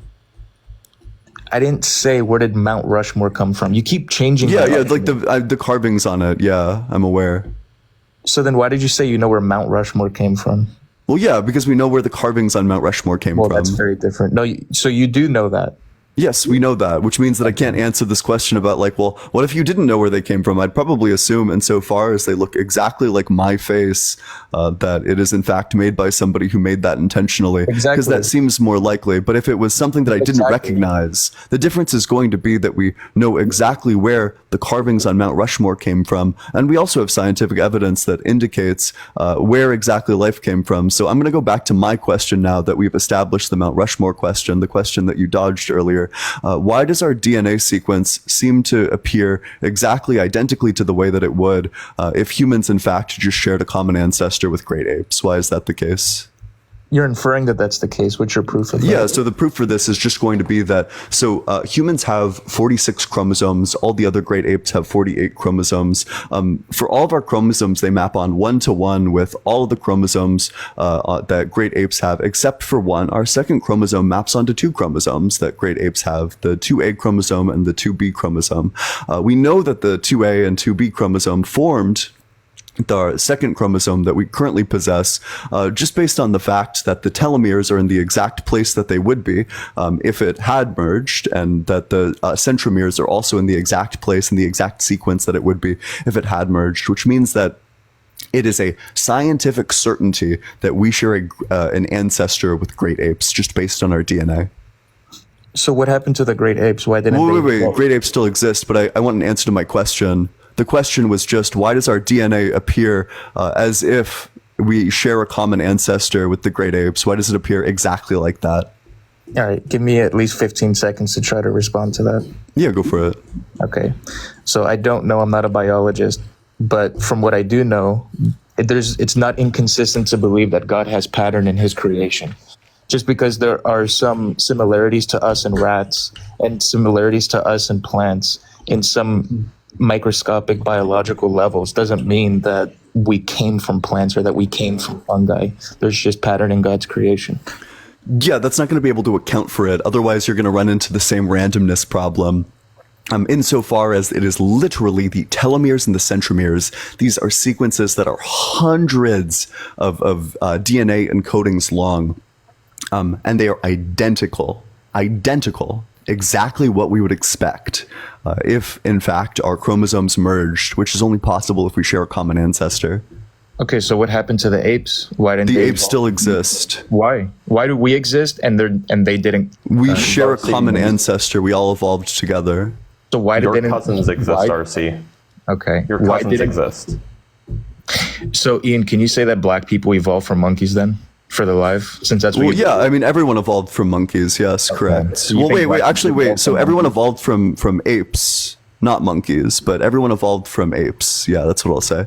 Okay. Are you really trying to bait him into Yeah, are we? into Is this like? Do you think that this is a good look for you? Do you think you're? No, you think that black people evolved from monkeys. I think everybody evolved from apes. I don't think anybody evolved from monkeys. So what's the difference? The monkeys have tails for one. Apes don't have tails? Yeah, do you think a gorilla has a tail? You think a chimpanzee has a tail? You think an orangutan has a tail? Do you think a bonobo has a tail? I'm asking you. You're the one that think black. Yeah, people the answer to all those questions is no. All right. So you think that human beings are just evolved monkey brains, or evolved? No, we're not monkeys. We're apes. So we just have evolved ape brains. Well, we are apes. We didn't evolve from apes. We are apes. So why do apes in the zoo look different than us? Because we have different DNA. We split. We have a common ancestor, but our paths diverged. We're a different Hold on. species. That's like asking why a gorilla and a chimpanzee look Okay, this is a 2v1 now. That's tough. So Well, it was a 2v1 when you came in here. You can't whine and complain about that now. I'm sorry that you're getting blown the fuck out on the facts, but that's really not our problem. Orangutans and gorillas, do they look the same? No, they don't look the same, but the difference. but they're both apes. So Blitz, right? We think it's morally. Thanks, J23. Appreciate it. We think it's morally justified to put orangutans and gorillas in the zoo. We don't think it's morally justified to put human beings in the zoo. Why is Who's that? we? We human beings think that it's morally justified. Are you going to protest against orangutans in the zoo? Depending on the treatment. Depending on the treatment, so you do think it's justified under certain circumstances to put them in the zoo? Yeah, if it's for like conservation efforts, then I think that's fine.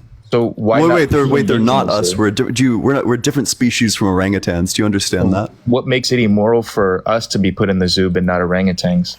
Oh yeah, just because that we're so insofar as we're capable of engaging with these systems in like complex and nuanced ways, we're capable of engaging in conservation efforts. If you just have an orangutan in the zoo for no reason at all, it's not for conservation or anything like that, then I probably would say that that's immoral. You could make a very strong case that there are some human beings that need to be conserved and put into a zoo. Do you think it's justified? Wait, what do you think conservation means? I mean, you can conserve them from going extinct. You can conserve them from a number of reasons, right? Conservation is an effort that applies to species, not individuals. Yeah, okay. So human beings are a species of ape, right? Do you think human beings are on the verge of extinction? No, I don't think human beings are on the verge of extinction. Perfect. So then there's no reason for conservation. So if human beings were on the verge of extinction, you'd think it's morally justified to put them in the zoo? I mean, maybe. Right, like maybe we would if we wanted to like propagate our line even farther. If human beings were on like the brink of extinction and there was like a higher species who came in and put us into a zoo, insofar as they're not like mistreating us and are just like trying to get our population numbers up, that seems fine to me. We're talking about human beings, and we're not talking about your myth hypothetical of. Well, wait, like human beings shouldn't be putting other human beings into the zoo, obviously. But you're justifying that it's okay to put some animals into a zoo that are, us, just devolved versions of us. You know what, RC, you've changed my mind on this. The zoos are immoral. Okay, good. At least you're being principled. Yeah, well, I mean, yeah, right. Like I don't know. I already believe in like the arguments for like veganism, so it's not like too far of a. So that also, and I noticed that we've like drifted a little bit far away from the questions. Let's go back to the original question. Why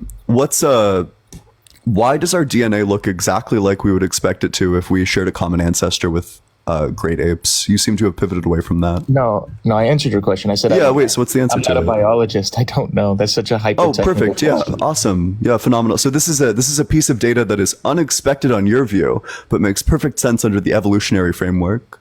No, it's not unexpected in my view. I said that there's... So it's so expected under your view that you have no idea why? That hyper-specific W concession.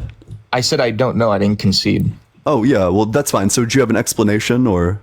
How am I going to have an explanation to something that I don't know? Yeah, because it just seems like this is a piece of data that's much more fitting under an evolution framework than it is under like a natural or like a God said abracadabra framework. You're saying nothing said abracadabra and now life came. Oh, I'm saying that something has always existed. Life always existed? No, something has always existed. What is and that then something? Eventually it created life. How can something that doesn't have a mind create? Oh, so not like an intentional act of creation, just that one thing resulted in another thing. Well, creation is inherently that's fine. So if that's when I say the word creation, I'm not speaking in like the sense of like a mind intentionally doing it. I would say that like the rain that erodes the rock is like creating something. Where did the like water on like Earth a come metaphorical sense. So where did the water on Earth come from? Where did the water on Earth come from? That's like a scientific question. We can like easily look that up. Where did the water on you're the Earth so come into the science, so let's yeah, let's do it. What's the and why? I'm not really sure what the relevance of this is. Like, do you just want like a science lesson? No, I'm asking you, right? Because you don't believe the Earth always existed. You think that something always existed. We don't know quite what that something is. But you think that water got on Earth at some point, obviously, right? You don't think Earth formed with water, do you? No, I think Earth formed as like a molten rock. Blitz might know more about this than I do. Okay. So, no. Wait. Why do you have to do that? Why can't you just wait? Well, I mean, otherwise I can find it on Google. The answer is not going to be hard to find. But Blitz you're almost asking me certainly already knows scientific questions. Will, about thank you DNA so much for the $1 on Cash App. W for this guy is I'm so asking mean. you a pretty simple scientific question. How did water get on Earth? And you can't seem to answer that. Well, yeah, because I'm just like I'm googling it right now. We can figure this out. I mean, you can either know the answer and I can tell can you concede or you could don't just not know know the answer. Well, yeah, I'll give you the answer right now. Yeah, we'll find it. Can you say you don't know? So you can't admit that. So the answer to this question helps understand. There are numerous. Okay, so most either Earth was born with the molecular precursors of water already present, or water-laden space rocks like asteroids and comets brought water here after the planet's formation. There's our answer. No, that's not an answer. Those are theories. So what's your wait? But so a theory not in the sense that you're saying it. Like it's a theory in the same way that gravity is a theory, or that like germs are a theory. You just read that, right? So which way was it? How did water get here? Just say it's like it's one of two. The evidence supports either one of two paths. You just read that for the first time. We know for certain that God didn't say. We know for certain that God didn't say abracadabra and then water appeared. That's so not how do you even know one of that the those theories. two theories are true? Matt, thank you so much for the $2 on Cash App for Eat 'em Alive. He's clutching his phone for real. W Matt in the comment section. 20 seconds ago, you didn't know. And yeah, it's because it's the two theories that are like supported by scientific evidence. How do you know? You just read a title of an article. Yeah, well, yeah, because it's published by the Planetary Society. It's a credible source. It's a credible source. You didn't even look at it for more than 20 seconds. Yeehaw! Thank you so much, Rachel Bro. But I'm familiar with the website. I'm familiar. Wait. And I agree. We can be a whining Whitney, but let's just be a debating Daniel. Do you have a real argument, or are you just like intent on like whinging about the source that I provided that you can't seem to discredit? I'm not trying to discredit the source. Sure. So if you're not going to discredit the source, then you're going to accept the source. So if you're accepting the source, then you're accepting that we have an explanation for this. So what's your point? You just typed it into Google and read the first thing you saw. You're being so bad. Yeah. But I found a credible source and then I read what the credible source said. Yeah.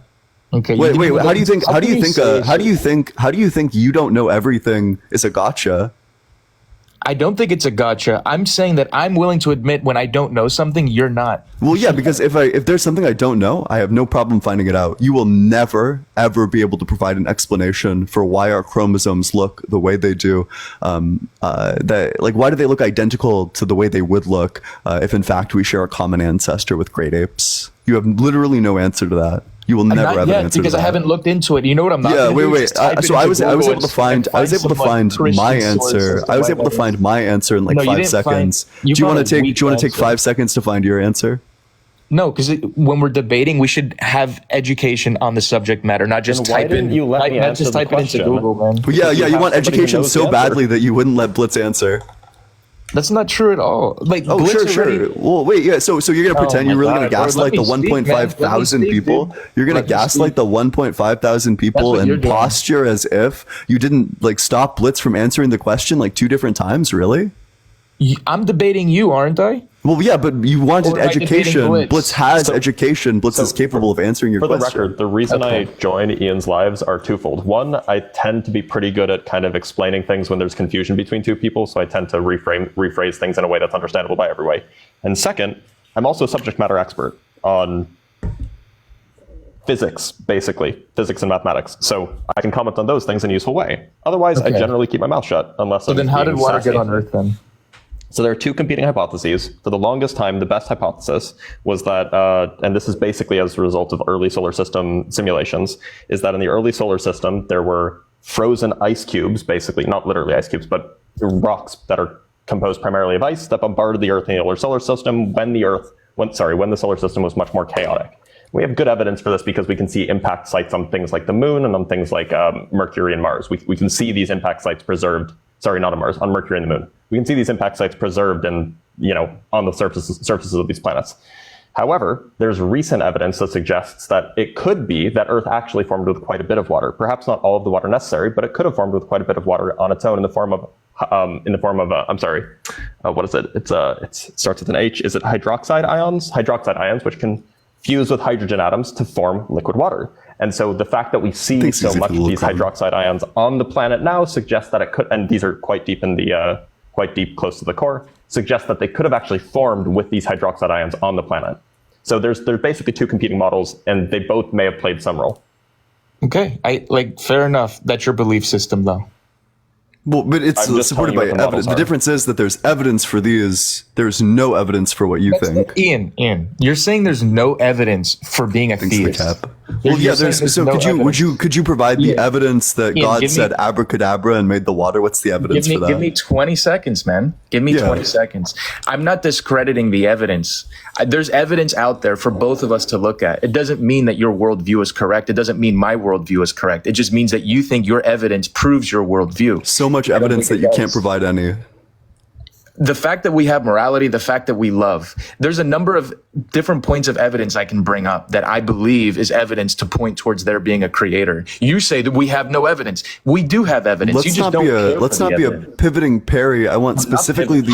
What did I pivot? Well, yeah. So you're trying to pivot to moral. What did I pivot? You're trying to pivot to moral precept and to like where did love come from? Using moral so we were talking about whether or not God created life, whether or not God created the earth with water or any of that. So I'm asking you, what's your evidence that God created life? The fact that there's order to life, the fact that we love, the fact that we have. Why is our DNA so inefficient if we were intelligently?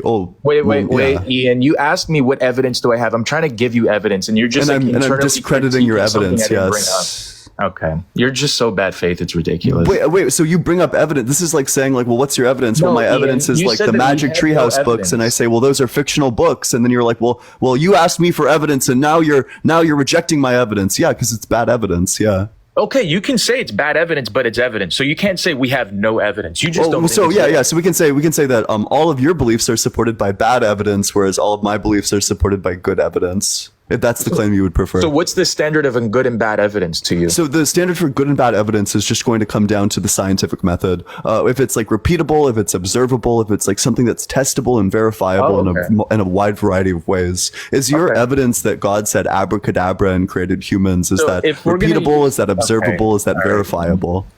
So if we're going to use the scientific method, if it's repeatable, if it's verifiable, then why haven't they ever been able to recreate abiogenesis in a laboratory and create life? Yeah. So we've been able to create all of the big steps of abiogenesis, of which there are 3. So we're capable of recreating very easily self-replicating molecules. We're capable of recreating very easily molecules with metabolism. We're capable of recreating very easily molecules that have separated systems. The reasons why they don't combine is because all 3 of these regions are very compartmentalized. They're all deep into the research on their own subjects, and they haven't yet bridged the divides between them. But as soon as people come up that are more like interdisciplinary, then they're going to bridge these divides. Why haven't we seen God in labs before? Wait. I have a question for you now. I have a question for RC. Let's not be a steamrolling Steve there. Let's set the precedent. Let's set the precedent of not interrupting each other, RC. Okay. So the question that I'm going to ask for you. Wait. The question that RC, buddy. Wait. Let's not be a steamrolling Steve there. Yeehaw! Thank you so much, Sage. I appreciate that. Have we ever seen God say abracadabra and create the universe in the lab before? Has this ever been verified? Has any part of this ever been verified? No, Ian, we haven't seen God say perfect. Yeah, cool. So then it just seems like the evidence is going to unilaterally support the atheist perspective. Ian, let's start again. That's your standard of evidence. If it's verifiable and if it's repeatable, your own belief system doesn't fit within your standard of evidence. Oh yeah, just that. So the specific steps of it are verifiable and repeatable. I said creating life. That's the claim of abiogenesis. Yeah. So just because we haven't RC, I'm wrong, right? I believe in a fairy tale. Let's take a chill. RC, let's take a deep breath. You just interrupted me.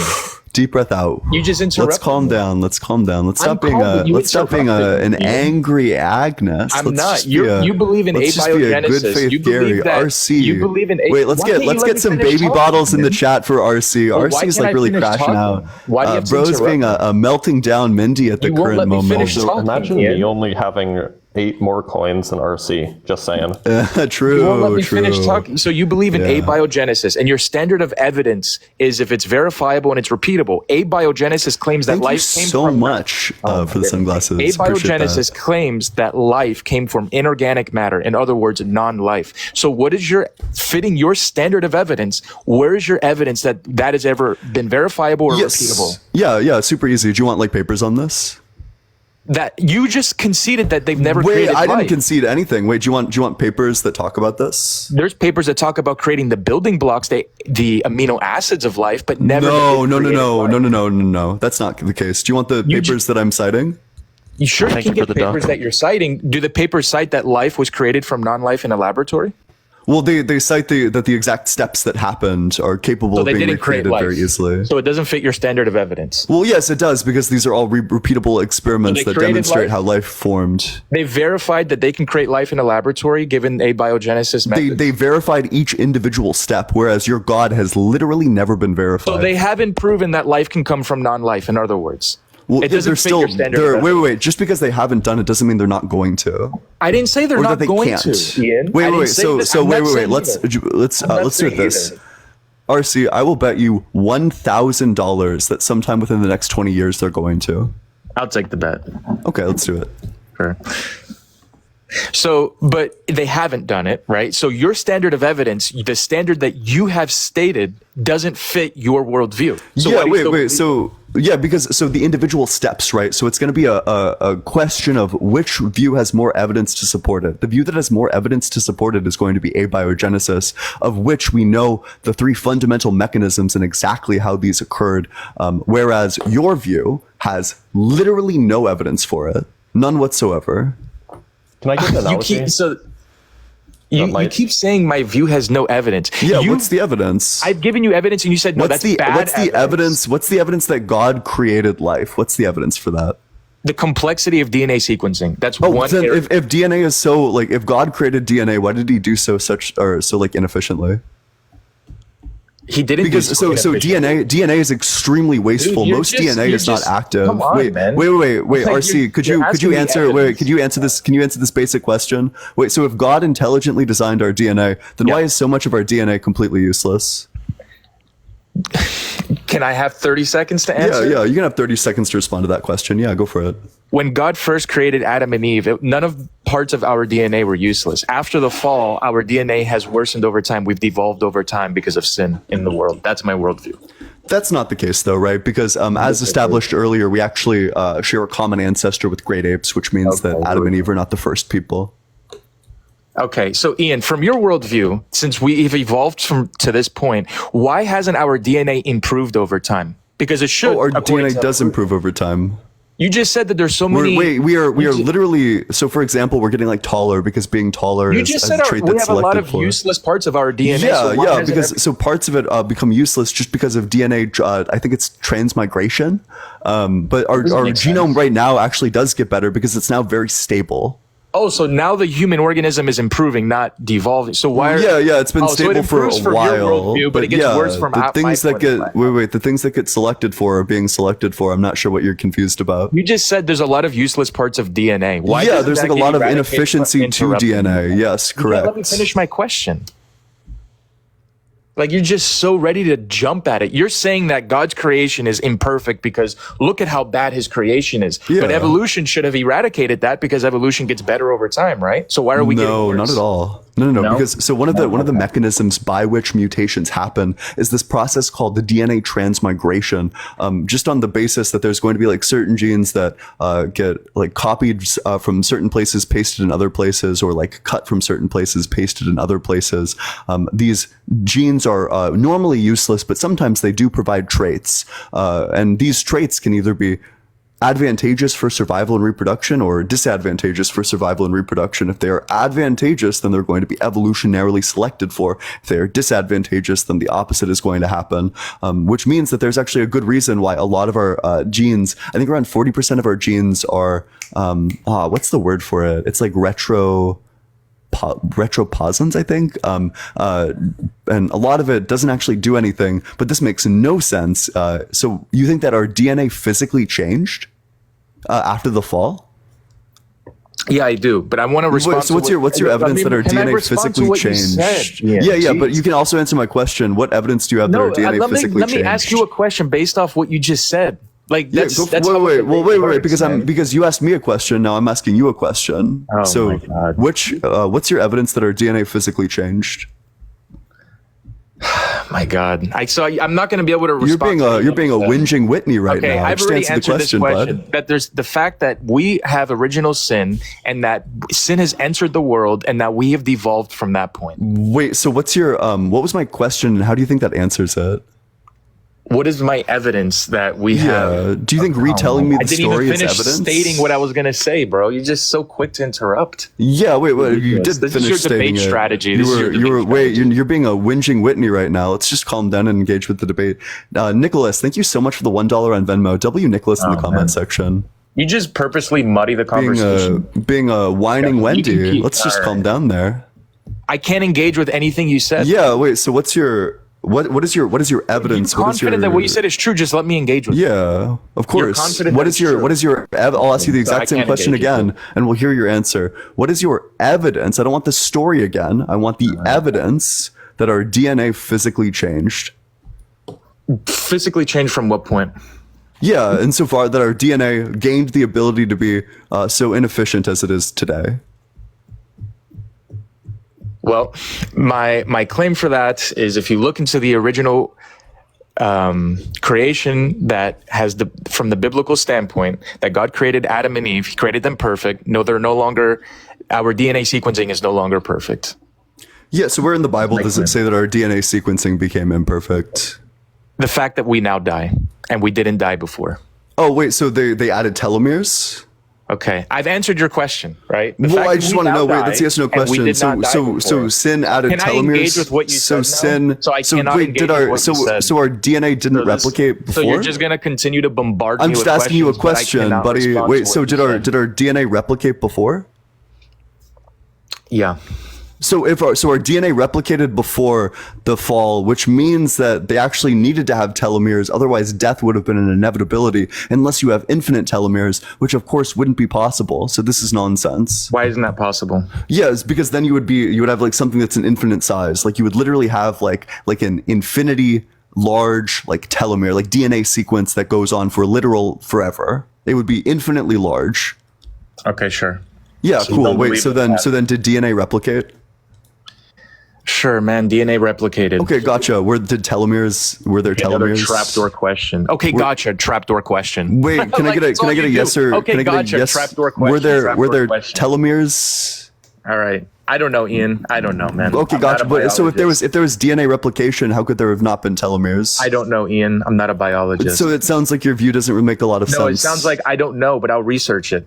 I don't know so that this is like specific the question. second thing that you have no idea. Oh, wow. I don't know something? Incredible. I can't believe that we can't engage in a debate, but I have to know every single specific point of evidence that you've researched in depth. And if I don't know it, then there's no debate to be had. You're crashing out you right can't- now. Let's just take a deep You breath. can't engage with any of my questions, though. You pivot away from well, them. I've answered all of your questions. What question No, have I not you answered? haven't even allowed me to ask you about your worldview of evolution. You're let's not be a you're raging saying the Randy. process Let's of just calm evolution down. is to improve us over time. Let's You're not be saying- a meta commentary, Mary. Okay. Let's just So be a you're debating saying Daniel. evolution has improved us over time. Well, that there are certain traits that are advantageous that are selected for. That's the argument. You're saying there are certain traits in human beings that are advantageous that are selected for over a period of time. Yep. That's So why what humans about have gotten taller. so you think it's advantageous for human beings to develop LGBT?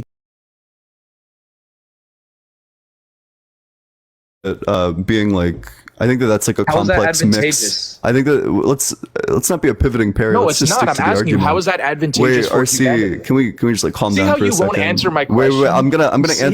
answer the question, but let's just like take a deep breath, okay? Okay, then answer the question. Yeah. I don't think that this is going to be a strictly genetic thing, and in fact, we've actually noticed these types of behaviors in a wide variety of animals, like thousands of different animals. Matt, thank you so much for the $1 on Cash App. W Matt in the comment section. I think it's gonna be a wide.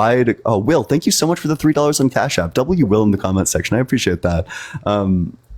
It's going to be a complex mix of both like biological and also like societal factors. For example, it's like related to the amount of like I think like the like how much testosterone you get in the womb. I think I remember reading something about that a while I'm not ago. asking, but explaining it's been how a that while. happened. How is it advantageous to our human race to have LGBT? Wait, so I would probably just say that it's like a mutation. It's a mutation? Yeah.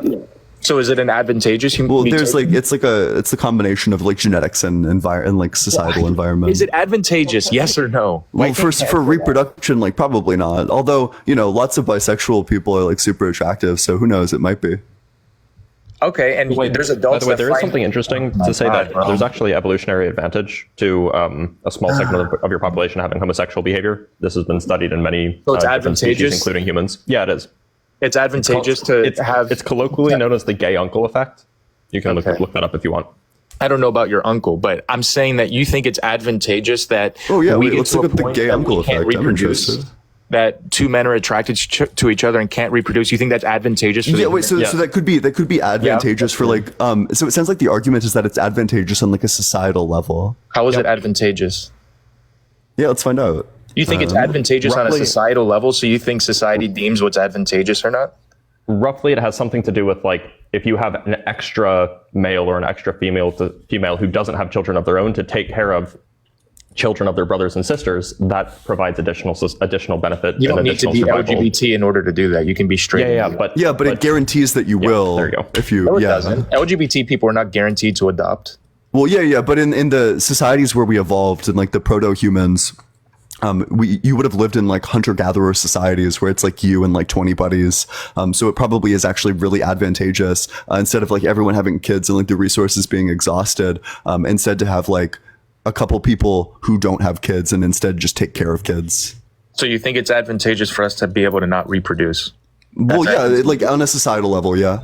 Seems So like society it, yeah. deems what's advantageous or not? Well, so what is advantageous is going to be about what allows society to like continue its survival and existence.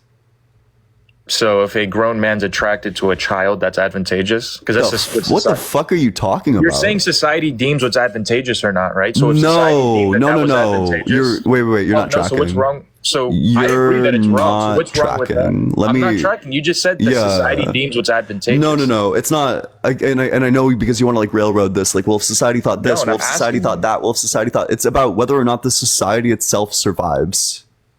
So if you have your society that's all homosexual, it won't survive. Yeah, correct. Which is why it's good to have a couple people who are, but not all of the people. Correct. So it's not advantageous to have an entire homosexual society. Yes, correct. Like but it is advantageous to have a totally evolutionarily speaking. heterosexual Yes, correct. That is true. Wait, what's the contradiction? The contradiction is it is beneficial to have a totally heterosexual society. That is No, but it's not though, because you want more people to raise children, and if somebody is gay, then they wouldn't have children, They which can't even allows them exactly to. so that we would go extinct. Well, yeah. So it's advantageous. It seems like the ideal state of society is going to be to have like a couple of people who are gay, and then the majority of people, because then these people will be able to contribute to the raising of the kids.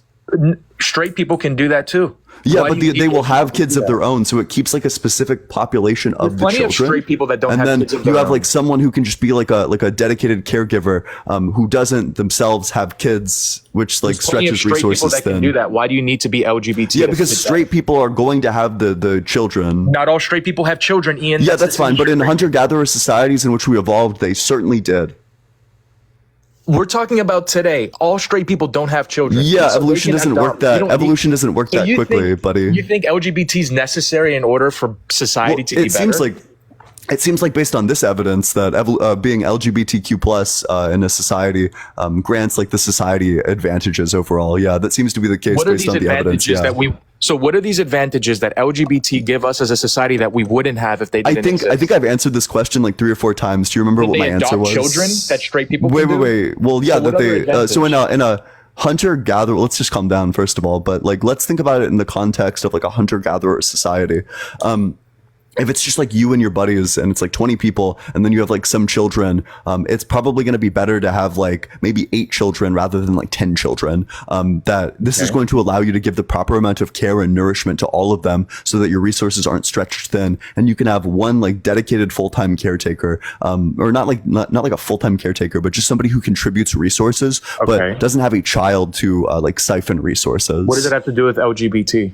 Yeah, because this is the person who contributes resources but does not themselves siphon resources is going to be the gay person. Or a there's straight person that doesn't want to have kids. What you don't need to be. Yeah, but that's not the case in a hunter-gatherer society, though. You're being so bad faith. It's ridiculous. Well, oh my God! Wait. So let's just go through the order of events because I think it's important that the audience sees this. That I presented the view for why it would be evolutionarily advantageous in a society for certain people to be LGBTQ plus. RC was unable to find a single contradiction, so now he threw a I fit did. and I said said, straight "You're people can being so adopt." bad faith. I can't believe this. You're being so bad faith Contradiction right is now." that you're asserting the belief that straight people are going to all have children and not adopt. Yeah, well, that's gonna. Do you think there's a lot of adoption that goes on in hunter-gatherer societies? There was no adoption centers. In Yeah, perfect. Yeah, yeah. So adoption What kind of seems to not be an question evolutionarily relevant factor. You're claiming that it is. You think that it's good that LGBT people adopt. Wait. So do you think that adoption happened in hunter-gatherer societies? I think that there were other parents. There were other. You see that in nature. That's a yes or no question, buddy. I do think that's a yes or no question. What's adoption? If parents take on a adoption child is like that's the not legal guardianship of a child. There were no legal laws. Yeah, at the perfect. time, So there was no adoption. Perfect. there were no Glad we laws at arrived the at this time. What conclusion kind of question together. is that? By the way, there is some really interesting evidence for this, for the gay uncle model, the gay uncle hypothesis, whatever you want to call it. Namely, that the probability of a male child being homosexual increases significantly each subsequent child that's born. When you So drink the soy. first child is very unlikely to be homosexual. Once you get to the 5th male child, the rate of homosexuality is significantly higher. And how is Which that checks out, advantageous? given the gay uncle hypothesis, right? But you believe in evolution. You think evolution improves us over time. So why would that be beneficial for our society? Yeah, because we've already explained this. I'm Because then asking there's a. Yeah, Yeah. Blitz is going to give the same explanation I gave, but go for it. Roughly, Blitz is the smarter. idea is that the survivability of certain sets of genes, say the genes that come from a mother, say, or a father, the survivability of those genes increases by less if you have more children compared with if you have more caretakers. That's the idea. So by the time you have 5 or 6 males, it's better to have gene propagation to just ensure that the children that already exist survive, as opposed to just having more children. you can have caretakers that are straight, so you don't need to be LGBT for that. So why are you assuming that you do? It's just less likely to happen. If you have somebody who has their own children, they're less likely to take care of other children. I'm pretty sure there's more straight people that have adopted than LGBT people. There's more straight people that exist. Straight people adopting. Yeah. Okay. So what's your point? So straight people do it and disproving what you're claiming.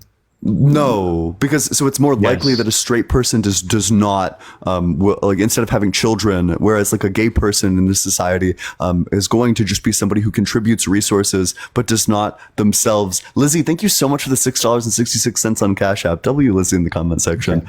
Somebody who contributes to society, contributes resources, and is capable of acting as a caretaker, but themselves do not provide more children who need to have resources provided to them. So it's just a better like distribution of resources, it seems. So is that why you think LGBT people exist, just to be caretakers? No, but wait, because I don't. Unlike you, I don't think that nature determines morality. I don't think that. Like.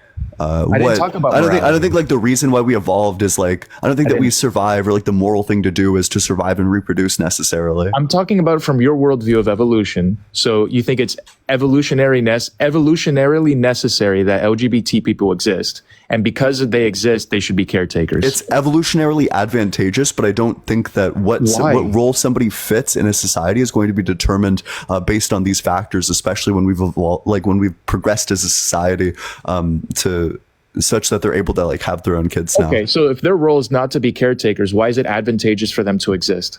Well, we're speaking in two different senses, right? So it's going to be societally advantageous that there's evolutionary reasons why they would be, like why certain people would be gay. Which are what? Well, yeah, just that it allows them to contribute resources without siphoning resources off with making a child. What resources are they contributing?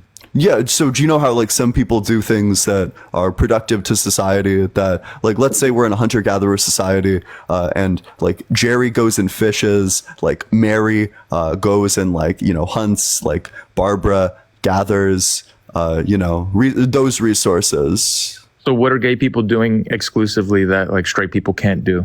Well, so wait. I think you're just like foundationally not understanding. So they take a role in the hunter-gatherer society. They like hunter, gather, or do whatever the hell. What is it that LGBT hunter-gatherer. people do? They don't have like a hardline role. It's just that the distribution of resources is going to be such, insofar as they themselves don't have kids, but provide resources to the people who do. Just like straight people do. So you don't think that LGBT? You are. Wait, what do you think? What do you think my argument is, and how do you think that responds to it? You're saying that it is advantageous for LGBT people to exist in hunter-gatherer societies because they provide resources that others that are not LGBT don't. No, that's not the argument. It's not that they don't track. Wait, your okay. argument doesn't track then. All right, how should I explain this? Okay, so LGBT people are not advantageous to a society at all. Wait. Let's let me try to come up. Let me try to come up with like a good analogy. Alex, thank you so much for the $1 on Cash App. W Alex in the comment section. I can explain. So let's here's an analogy. Or unless you have one, by all means. I was gonna do like a sink analogy, that if we have like let's say that we have like 8 sinks that are like pouring like water down, and then there's like, think about it like this. So let's say that there's like 8 drains, and compare that to a different one where there's only 6 drains. More water is going to go down each drain, in like, i.e. If we substitute this for like parents and children, that if there are like fewer children, then you're going to be able to provide them more resources. Perhaps a simpler analogy, not to dunk on your analogy. But no, that's fine. Yeah. Let's say that you have a factory with 50 workers, right? And they have machines in their factory. Okay. And you could increase productivity of that factory, right? By you could either have, say, 5 more workers or 1 engineer. Now, the engineer is going to be able to increase the productivity of each of the 50 workers. And so it's more efficient to hire an engineer to, fix the machines and, increase efficiency rather than just hiring on 5 new workers. Okay. How does this track? So the idea is that after a certain point, having a certain number of children, right, it's no longer more efficient to just have more and more children in order to spread your genes. It's more efficient to ensure that the existing children are able to make it to adulthood. You don't need LGBT people for that, though. No, but that's what happens. I mean, when you have males who are heterosexual in a hunter-gatherer environment, they will almost always have children. Whereas if you have males who are homosexual in a hunter-gatherer environment, they will almost never have children. And so, Oh, so just you think statistically speaking, a homosexual person is more likely to be an engineer than a worker. Right. That has nothing to do with like the actual society we live in, but like that by the analogy, right? So you think it was necessary that LGBT people came into existence? Not necessary, advantageous. And it's advantageous in the off chance that they will take on children that are not theirs. Well, just that everybody the off contributes resources. Yeah. No, not everybody contributes resources. No, that's not true. Well, in a hunter-gatherer society, who are the people who don't contribute resources? There's a lot of people in a hunter-gatherer society that didn't hunt and didn't gather. Like, yeah, they were the people who like raise the kids usually.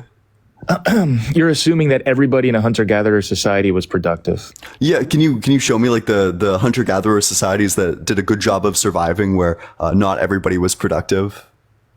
Look, it's irrelevant. All else being equal, a gay person, a gay male, is more likely to not have children than a heterosexual male. Yeah, that's not a good thing. That's not advantageous. But that means that all else being equal, so let's say a heterosexual male and a homosexual male are both producing the same amount of resources, because all else being equal. Right. Then the homosexual male is less likely to have children than a heterosexual male. Yeah, that's which a bad thing. increases survivability of the No, it genes doesn't. that they share with their brothers. No. We should have more children, not less. So that's not an advantageous. We're not rabbits. Humans require like a huge amount of effort to raise. Yeah. Yeah. Especially ones like you. If you have 20 children. Waka waka. Let's not be an ad homing Adrian. Let's just engage with Blitz's point. Wait, so you disagreed with Blitz's point. What's your critique of it? I think we should have more children, not less. Evolution disagrees. There's like an upper limit to Evolution how many disagrees. children Evolution should be. has a mind to disagree. No, it's just the facts disagree with you. Namely that like What facts disagree that it's better to have less children? It's not efficient to have more than 20 children, say. Yes, it is. Look at Japan. Look at the population in Japan. It's literally not efficient to have more than Look for a at the single woman to have population. more than 20 Wait, children. what do you think? What do you think Blitz's point is? He's saying that it's not efficient for a woman to have more than 20 children. Well, Did that's you not like just say that's that? like obviously true, right? But that's like you're taking what I'm saying to an extreme. I think it's better for us as a society collectively to have more children, not less. You Yeah, can I don't think that if you want, but evolutionary survivability begs to differ, right? So you think we're less capable to survive with less people than more? Yes, exactly. Because if you have 20 children, then the odds of any one of them surviving to adulthood, we're talking in a hunter-gatherer era, is increased. Significant. No, it's smaller because you can It's devote smaller. less resources to each child. They had more children, so more of them would survive. They couldn't guarantee that one or two would survive. we are not rabbits. We can't just pump out like 20 babies who are like ready to go within like a couple of days. Humans require a substantial amount of resources to grow. I'm not saying for one woman to produce 20 children. That's not my argument. Just But when the you have society people in overall. society that are homosexual and don't reproduce at all, then that's not good. That's not advantageous. Wait, Blitz, did you have something to say? Otherwise, I have a response to that. I mean, roughly, like the point is why do you think that like even in the places that are the most underdeveloped and are most likely to have the most children have like an average number of children of like 6 rather than 20? Can you name a place like that? I'm not at my computer, but like most of the underdeveloped world, especially in sub-Saharan Africa, they have a much higher number of children per adult female, right? And so like we can look at the numbers, but I think it's like 6 is compared to like 1.8 in That's a the cultural United States. problem. It's a cultural No, problem. but that's like the wait, cap. why You is it don't like go higher than transcultural that. then?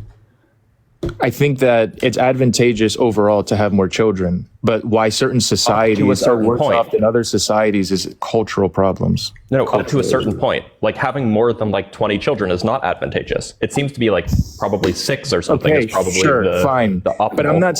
But you're arguing that homosexual people that have net 0 children is better than having 20 plus. I'm not saying everybody should have 20 plus children. That's not my argument. So like stop using that as my argument. I just think it's better to have for a given set of grandparents, right? The goal of those grandparents is not to have their children to survive. It's not to have their children survive, but it's to have their children's children survive. That's the important part as far as genetic inheritability goes. Cyber, And thanks so much if for the $5 on Venmo. W Cyber in the comment section. If the goal is to have and your if those children's grandparents had children all gay survive- children, they would have 0 children survive because they won't have please children. let me finish.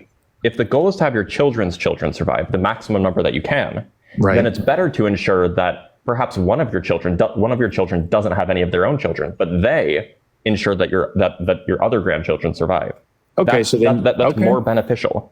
So then you That's why think past a homosexual certain people's point, role in society is to adopt? You think that's why? So what other argument do you have? If you're saying that evolution has produced, calm down. Let's not be a melting down Mindy. If you're Let's just saying calm down. evolution, Take a deep breath. what Dr. Blitz is saying, right, is that the parents or the grandparents' objective is to have their grandchildren survive, and you're saying that increases when you have homosexual people. So you think evolution created or LGBT people developed through evolutionary processes so that they would adopt the children of their siblings? Because the notion of adoption of people living in like single parent households just didn't exist prior to like the 1950s. People lived in multi-generational households or multi-generational communities, and so there wasn't a notion of adoption. It was, hey, your uncle is going to take care of you while we go out and kill the mammoth or something. Okay, so why does he need to be LGBT for him to take care of? Look. The point is that when you have more adults able to provide resources to fewer children, those fewer children are able to survive more efficiently than many children are. From your evolutionary worldview, LGBT people fit to serve to be adopting. No, it's not a normative prescription. Literally, there's no adoption involved here. We're just talking about providing additional resources. What are these additional resources? Taking care of the children, right? Taking care of children, hunting more, okay, so you think that's a homosexual? Wait. Blitz didn't just say taking care of children. Blitz said like 3 different things. So what other they fill all the normal roles that everybody else fills. So what resources then are that evolution, right? That homosexual people should exist because of evolution. What are the resources of why they should exist outside of adopting children? Hunting and gathering, the same way that just like everybody else, you don't need homosexuality. But they don't have children that need that need the excess resources. Do you not? Jennifer, thank you so much for the $5 on Cash App. Let's get a W Jennifer in the comment section. If they were straight, then the odds of them having their own children that also need resources would be significantly higher. Which means this is to critique that evolution doesn't improve humanity. You haven't found a contradiction in the worldview. You've just misunderstood it and then gotten mad that you've misunderstood it. No. You're saying that evolution improves humanity over time. It depends what you mean by improve, but it selects for the advantageous trait. That's what evolution does. So P3DO, that's an advantageous trait in humanity that's evolved over time. But I'm arguing from your worldview, right? So there are a lot of human beings that are P3DOs. That's like more of a societal trait. That happened through evolution, right? I have no reason to believe that. Do you have any evidence that this happened via evolution? So how does it happen? I think it's societal. I think that it's based on power structures. And do you think homosexuality has developed societally as well? No, well, it seems like it's there's good evidence that it would develop evolutionarily.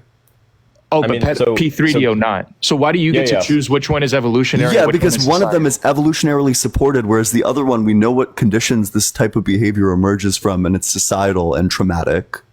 So what is evolutionary supported about the LGBT's existence? Yeah, just the fact that there's like evolutionary advantages to having like a gay person in your tribe. And there's not like a that's the point. That's your argument is literally just not. Do you have a real argument? There's no added benefit to having an LGBT member in your tribe. We've explained the added benefit to you at least 10 times. You said that they're hunter-gatherers. Straight people were doing that already. So that's not an added but the difference is gay people were less likely to have children. They almost never had children, which means that you have another person feeding mouths with fewer mouths to feed. Okay, so then you think homosexuals exist so they can take care of others' children? No, they provide resources to the collective. You're just, I don't know. There's no way that you don't understand this. Like you just don't get it. You think they're obliged to provide resources? I don't think normative claims come from descriptive ones. All right, it's just pathetic. You can't even be consistent in your worldview. Wait, there's no inconsistency. Wait, so what principle do I believe in, and how am I applying it differently?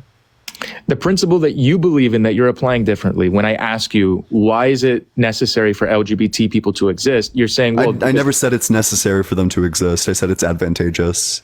Okay, you're saying it's advantageous for LGBT people to exist from your evolutionary worldview, and you're saying that it's advantageous because they provide extra resources that weren't already provided before that they existed. Importantly, it's that they did provide extra resources. What's happening now is So they're completely obliged to irrelevant. provide these extra resources. That's the reason that Wait, they're not. Wait. You're going That's from the a reason that LGBT descriptive exist. claim to a normative one. It's not that they were obliged to do it. It's that they existed in the society and they contributed to the society. Okay, so evolution, right, produced LGBT people so they would provide extra resources to take care of other people's children. Is that what you're saying? What do you think my argument is? Your argument is that through the process of evolution, LGBT people exist advantageous to our society so they can take care of other people's children. No. No, And that's what you've been saying. What do you mean, no? Okay, wait. That's what you've been saying. RC, I'll say this like 10 times. Oh, God. LGBTQ plus people don't exist to take care of other people's children. LGBTQ plus people don't exist to take care of other people's children.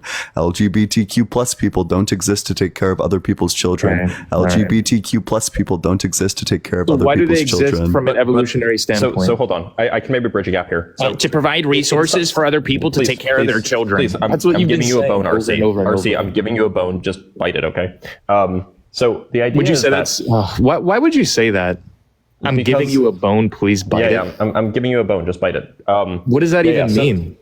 I don't know. Just. So why would you say it's that? What does that provocative. even mean? It's provocative. The people It's want it, okay? provocative. Well, I'm not part of your. It's weird provocative. Skittles Gets the people going. Yeah, I'm not Oh part my of God, your you weird got the Skittles reference, my community. guy. So, yeah. Okay, so look, I'm doing you a favor here by actually giving you a tiny W here. The point is that the existence of, or the evolutionary preference for a small fraction of the population being homosexual is predicated on the probability that those small fraction of homosexual people are just as likely to take care of children as their heterosexual counterparts.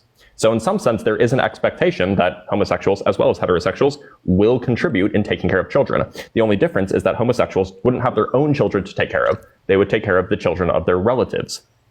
That's not normative, not saying that they have to. That's just what was statistically most likely to happen. And so that's why the genetic trait was continued to be passed on. All right. So as I've been saying, evolutionarily, LGBT people exist to take care of other people's children. No, you're that's you're what you just said. ascribing. Are You are you're not- ascribing. Wait. That's I'll exactly draw. what you I'll just draw the said. distinction. I'll draw the distinction. Oh, you're God. you're ascribing a purpose to a descriptive claim. You're applying a normative claim to a descriptive one. This would be like saying so it was the purpose of the proto giraffes with their slightly longer necks. It was their purpose to go and eat the leaves that were on the higher trees. No, it wasn't their purpose to do this. It wasn't their obligation to eat the leaves on the higher trees. It's just what they ended up doing. They ended up being able to survive better because they were able to eat from the higher trees. It's not a normative claim. It's a descriptive one. So you think humanity survives better because the off chance LGBT people adopt? No. Adoption. Oh my God. Advantageous? So what is advantageous about them existing? Like everything you're saying, you're not applying to homosexuals. Do you understand that the familial or the family group structures were not two parents and 2.5 children 50,000 years ago? Okay. So like the idea of adoption is irrelevant to this discussion. You guys are the ones positing that that's the resource they provide. Taking care of children and adoption are different things. Taking care of children that are not their own and adoption everybody are, for all intents and purposes, the same exact thing. Everybody Then you took just care don't of children understand in this. hunter-gatherer societies. It was the role of every single person. Oh, so then LGBT people didn't need to exist to do that. Yeah, then. but then if they didn't exist, Oh. there would be more children, which meant that they would be less capable of surviving because the resources would be spread more thin. No, that's just your opinion. Oh, No. wait, what's the contradiction? Wait. So you finally got it. I think you finally just realized what it was, and you have no I didn't critique. finally just you have realize no critique of it. So you just I said do have a nah. critique of it. Everyone LGBT heard you say people didn't nah. need to What's the exist. contradiction entailed by So the you're worldview? saying, okay, so now the critique is this: LGBT people evolutionarily exist so that population can decrease in size. So they're population control. That's not to do with- LGBT people are population control. No, because they don't Yeah. take away from the Straw manning population. Samuel. They are a They person. do. They don't contribute to the population. So they're Yeah, population that's not the same thing control. as taking away All from right, the I'll take population. that argument. LGBT people are population. Wait. That's and I agree. You All can right. grandstand. You can declare First victory. You being can a- puff up your chest and act real tough. That's what you We've said. told you explicitly that's not what we're saying. He's being You're a just not straw manning listening. Samuel. Oh man, gays are population. Oh yeah, wait, So you're short circuiting. Someone like poured water on you. So okay, well, you're just like going through your like dialogue a tree. quantitative example here. So let's say that you have, let's say you have a set of grandparents, right? 2 grandparents, and then they have 5 boys, right? 5 boys. So we're going to compare 5 boys all being heterosexual and 4 being heterosexual and 1 being homosexual, right? So in the case where you have 5 boys who are all heterosexual, yep. Maybe they each have two boys each. So there's a total of 10 parents and 2 grandparents. 10 parents and 2 grandparents taking care of 10 children. So that's 12. Yep. Right? So you have 12 parents to 10 children. On the other hand, if one of those boys, one of those sons was homosexual, now you would have 11 adults. So maybe that homosexual doesn't actually have a partner or whatever, so you only have 11 adults. Thanks for the $1 but now you only cash. I have 8 appreciate children. that. So the ratio of adults to children is higher. You have more adults providing for children. So those children, those 8 children, are more likely to survive than those 10 children are. And there's some tipping point between where having more children is more beneficial as opposed to having each of those children getting more resources. There's a balance. Okay, so in your scenario, you're assuming that the LGBT member is going to help take care of the children. That's what all adults did. Yes. Like that was just a thing that all adults did. Okay, and they didn't need to be gay in order to do that. So you think gay people are population they would have control. had more I agree with children, you. Gay which would people are have mean- population control. Okay, I agree. so you We can didn't agree. understand. I'm extending You an didn't olive understand. branch. Okay, it's fine. You didn't They're understand. population. We can agree. That's they're a not what nuisance to we're. society. They're population control. We can agree. Okay, wait. I have to say this one because it's like clear you're operating in like incredibly bad faith. I'm not. Gay That's what people you're are saying. not population control. Gay people are not population control. Gay people are not population control. Gay people are not population Then you're control. contradicting Maybe yourself. this would help. Maybe this would explain it No, better. we never said Is it- that gay people are population control. You're saying so they could help reduce the population. You've quite literally No, said wait. that. So in what So way they does a wouldn't have- gay you person said that in what having way less does a children gay is person better. reduce the population? Because they won't have children. So wait, that's not growing the population. That's not the same thing as reducing the population. You're saying that increasing the population to a certain degree is not advantageous for society, so you need population control, and that's why evolution created LGBT people. Well, just that it's beneficial for the overall society to survive. Not that they're population control and that they're literally like taking people off the streets, that they're like killing people or whatever. No, but they're not adding to the claim is actually population. that gay So it's people will population increase control. the Well, but population I mean, over you're time. just using like extremely loaded language. That's The what claim you're is actually saying. It's that your gay people argument. would increase the population over time, by the way, not decrease it. Yeah, exactly. LGBT Because people it will helps. increase It the allows for the population over collective time. survival of the collective, which means that there's going to be an increase in population over time because of their existence. Yeah, no, that's not true. If you have less Well, yeah, children, wait, you wait, have a because- smaller so- population. That's just So- not true. If you have more children, there's more. No, If you have more children, but they die more often, then it doesn't help with your population at all. Okay, so if you take a look at, so hold on a second. If you're going to be consistent in that thought process, if you look at sea turtles, the reason sea turtles have so many eggs is so the survivability of their offspring. Yeah, and what's They the don't just have- gestation They don't period just for a have sea two turtle? eggs. They They don't also just have have a 2 or different 3 eggs. reproductive Hold on, let me strategy just than we do. finish. Just finish. Hold on. Oh, he got flagged for bullying and hate speech. Damn. So this is actually interesting, by the way, though. There are I don't remember, they're called K and R reproductive strategies. There's 2 different reproductive strategies that are pretty prevalent in the animal kingdom. The K reproductive strategy are organisms that spend a lot of energy into producing their offspring, which is what we are. And then there's R reproductive R reproductive strategy organisms, which are things like sea turtles, which basically don't give any care for their offspring. And then they produce huge numbers of offspring to increase the, like, they're just 2 different strategies. Humans spend a lot of effort and to ensure that their few children are likely to survive, whereas sea turtles do the opposite. Yeah, well, this is just like common sense, right? Like we all lived with our parents till we were like 18, or at least like 14 or 16, right? Like, you know, it takes a really long time. Sea turtles are up and going in like what, a year, 2 years? Well, also they don't get cared for by their parents at all, right? They just get buried in the sand and then they just swim out into the ocean. True. That's true. Yeah. I don't know. That's interesting. I've never heard why do gay people? I've never heard that argument before, but that's good. I'll keep that in my back pocket. I'm learning a lot. Hey, if you're enjoying the debates, make sure you're dropping a follow, dropping a comment, sharing it with your friends, getting it in front of as many people as we possibly can. Keep on double tapping that live up. Just keep on clicking on that screen. And with that, we can go to the very next guest. Make sure you're sharing it around. If you want to support the stream, Venmo's allegedly-Ian. The Cash App is just allegedly Ian. I appreciate any and all support. Thank you all so much. Damn, it's always so rough trying to find new guests. Oh, poor you. 62 people in the guest box. Hey, what's up? How's it going? No, give me a reason how God isn't real. Right, go. What? Give me a reason how God isn't real. How old are you? I'm 18. Can you say, if you could change your fate, would you? No. Okay, that's fine. What year were you born? 2006. Okay, perfect. So the reason why I think that God isn't real is because of the prevalence of like gratuitous natural evils in our world. Things like earthquakes, for example. That like, I don't know why an all good God is compatible with the existence of earthquakes, which take people's lives. Thanks so much for the subscription extension. I appreciate the heck out of that. Right, so you don't think God's real, but do you think Jesus is real and no? I think Jesus could have existed, but I have no evidence that he's like the son of God or God.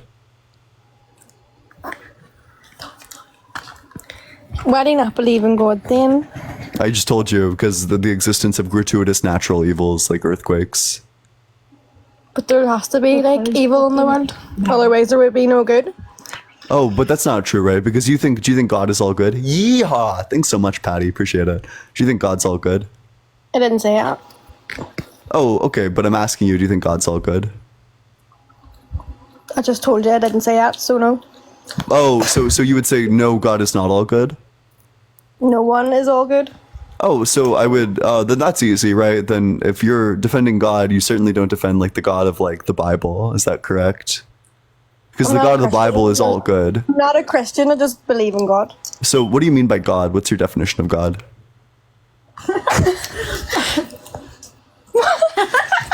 Elizabeth, thank you so much for the $5. W Elizabeth in the comment section. I'm not a dictionary. Yeehaw! Thanks so much, Patty. I'm not a dictionary. I don't know. Waka waka. I'm not really sure what the joke was, but do you have like an answer to the question? No, I just told you I'm not a dictionary. All right. So, do you accept the definition of God that God is like a mind who created everything, who is all powerful, all knowing, and all good? I don't know what he is, but he's early. Fucking move. Okay. I'm probably going to move on to the next guest if you don't have a definition. Patty, thank you so much. Appreciate that. Damn. Keep on double tapping on that screen, though. Let's get this live in front of as many people as we can. By the way, there's also another interesting hypothesis. This is crazy. How do I get up every time? Never mind. I'll tell you about it later. Yeah, for sure. What's up, Cole? How's it going? Good, how are you? Yeah. How old are you? I'm 27. Okay. What's your strongest argument for the existence of God that does not involve personal experience? Simulation theory is a pretty sound argument for the existence of God. What are you defining God as? I mean, what are you defining God as? So I define God as a mind which created everything, which is all good, all powerful, and all knowing. Okay. What do you define God as? Well, then, I mean, that's completely possible considering simulation theory. Okay. And why would that be possible considering simulation theory? I mean, the double slit theory. Have you ever looked into like? Oh no! Come on, not the double slit experiment. Yeah, I mean, it's pretty interesting. Oh no, Blitz, do you want to get out? Are you sure you want to stay here for this? I don't know, bud. I know you're very intelligent. Indeed, Luke. Indeed. Oh no. I don't understand. What's the hate on it? There's no way you know what you're talking about. I know. I know that. Can you give us a description of what you think the double slit experiment is and what you think it indicates? Yeah, that things are waves, and when you interact with waves, they behave differently. No, they're particles, but when they're no, they're not. This is what Ian was talking about when they said that you were. When they're being didn't know what you were talking about. Patty, thanks so much for the subscription. Welcome to the community, Patty. When they're being perceived by human beings, they're seen as waves. No. No? No. That's even backwards. I mean, from, well like, then, the- can you that's do me backwards from what you're justice, trying- what Ian? you're Can you trying at to least say. do me justice then, and can you explain to me? Yeah, like I just kinda- did, but I can give more detail if you want. Yeah, Sure. Blitz is going to give a better description. Yeah, please do. Yeah, so the idea is that, so if you take an electron, say, it's more evident in an electron because it's surprising. You take an electron, you fire it at a barrier that has 2 slits in it. Yeah. If you just let it be, you don't do anything to it, then by the time it gets to pass these 2 slits to some sort of detector, what you'll find is an interference pattern. You'll find that it behaves like a wave because it's able to pass through both slits and self-interfere, producing this lovely bright and dark bands of interference. On the other hand, when you instead take that electron, and while it's trying to pass through those 2 slits, rather than passing through both, you put some sort of magnetic detector, say, underneath one of the slits to figure out which direction it went. When that happens, you basically interfere with the electron as it's passing through the slit, and it collapses, in big air quotes, it collapses the wave function so that the electron no longer goes through the one slit, and it does go through the other. And so you no longer see a wave interference pattern, you just see a big bright splotch. So in this way, you don't actually end up with any sort of interference, or you don't end up with any sort of self-interference, but it's still behaving like a wave. It's just a wave that's been interacted with. When you say interacting, does that mean that a human is interacting with it? Or? Just like a magnetic sensor would do. So I don't understand when I see like YouTube videos about double slit. Yep, that's your first mistake. It's ridiculous, right? It makes no sense. It's wrong. Like what they're telling you is wrong. That when a human is perceiving it, it acts differently. Yeah, it's not a human. It's not about humans. It's about It like has nothing to do observation. with It's like it's just like interactions is what it's talking about. Okay. Well, I mean that's great. I learned something, but at the same time, still, I mean, simulation theory. Have you like read up on Nick Bostrom's work on it? Fuck no. But why would simulation theory mean that God is real? Because, okay, so I have a question then. Do you believe that God is the creator of humanity or the creator of the universe? Neither.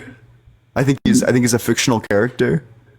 Do you think Santa Claus provided the gifts to your house or to the gifts to the house next door? That's a really good way of putting it immediately. I don't know. It's also like the Prometheus kind of thing. Like if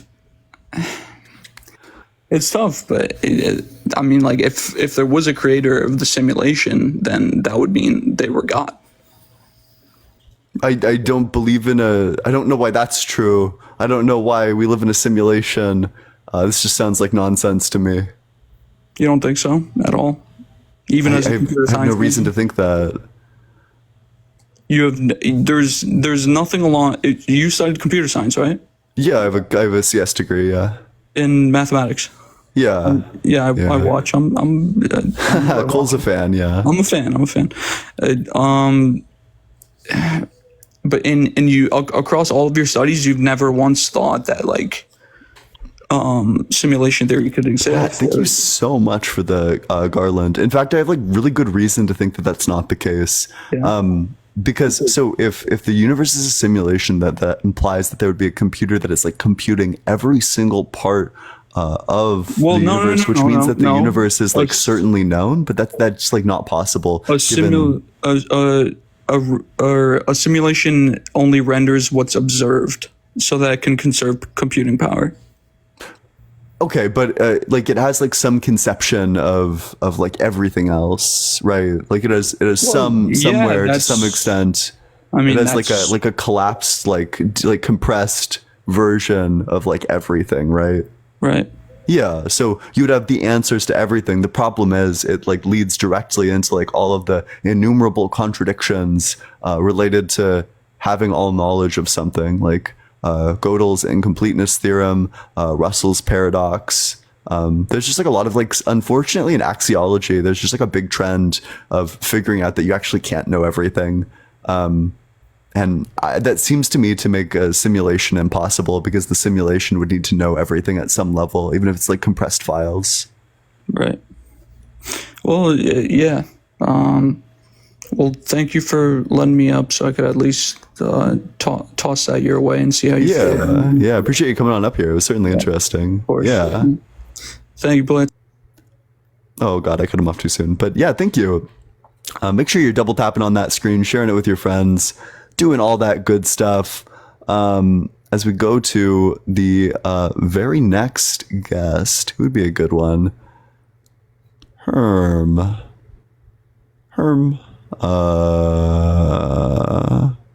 Yeah, just keep on double tapping on that screen, doing all that good stuff, sharing it with your friends. Make sure you're dropping a follow too if you never want to miss a debate in the future.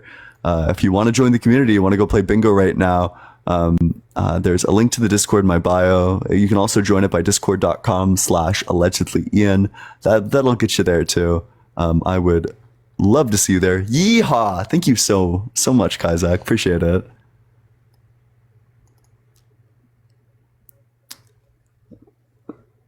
But yeah. Oh wait, Blitz, what were you telling me about there's like the theory? Oh, for the alternative hypothesis for gay people? Yeah. So the idea is something like this. The idea is that, well, perhaps heterosexual males who have more feminine features are more attractive to females, and so they're more likely to reproduce. And so this is kind of like the whole evolutionary argument for why sickle cell anemia exists. Having one copy of the gene is very beneficial. Having two copies of the gene, it's just like an unfortunate downside. And so the idea is that if you have one copy of, say, the collection of gay genes, then you're more likely to be successful because, women will find you more attractive because you have softer features or more symmetrical faces or whatever that might be. It's the idea of like this whole having some of the features make you more having some of the features make you have more reproductive success, and it's more likely that you'll have some of the features rather than all of the features. Interesting. That makes sense, I think. Yeah, I mean, like there's a few like good evolutionary arguments. We don't know what the answer is yet, but these are these are things that that are reasonable. Oh well, of course that's just a theory though. So I guess that's the same thing as like just guessing. Yeah. So yeah. Can I? How old are you, Jaden? 14. You 14? You gotta be 18 or older to request to join. 14? Why does it seem like incorrect for there to be people who are under 18 and also British? True! I've been wondering this. Hey, what's up, God First? How's it going? Good, brother. How about you? Doing well. How old are you? I'm 22, man. 22. Yeah. So what's your strongest argument for the existence of God that does not involve personal experience? All right. So in order to answer you this, I have to ask you a question. What is your strongest argument that Alexander the Great actually existed? Probably the wide variety of like written works or like eyewitness accounts that are like literally written down and verifiable as being written by these people. All right. Also, there are coins with his face on it. Yeah, Well, that's also aren't there like actually a there's really like, if I'm not mistaken, there's like literal like statues of him that were built in his time. No, yeah, there is, and I'm actually from Greece, so I do know a lot of things about that person. So my question is that, do you know that the first actual document that was written about Alexander the Great was almost 350 years after his death? That doesn't seem true. That seems like deeply implausible. Yeah, I'm not saying that. No, I don't believe that for a second. That the first document about Alexander the Great You don't was believe written. it? You can look it up. No, I It's don't believe that 300 at years, all. and his name was So Theodorus. Callisthenes, who was a contemporary historian, Ptolemy and Nearchus wrote of Alexander the Great, and they were Alexander's generals. Aristobulus was a junior officer in Alexander's campaigns and also wrote on it. Onesicritus, Alexander's chief helmsman, wrote about him.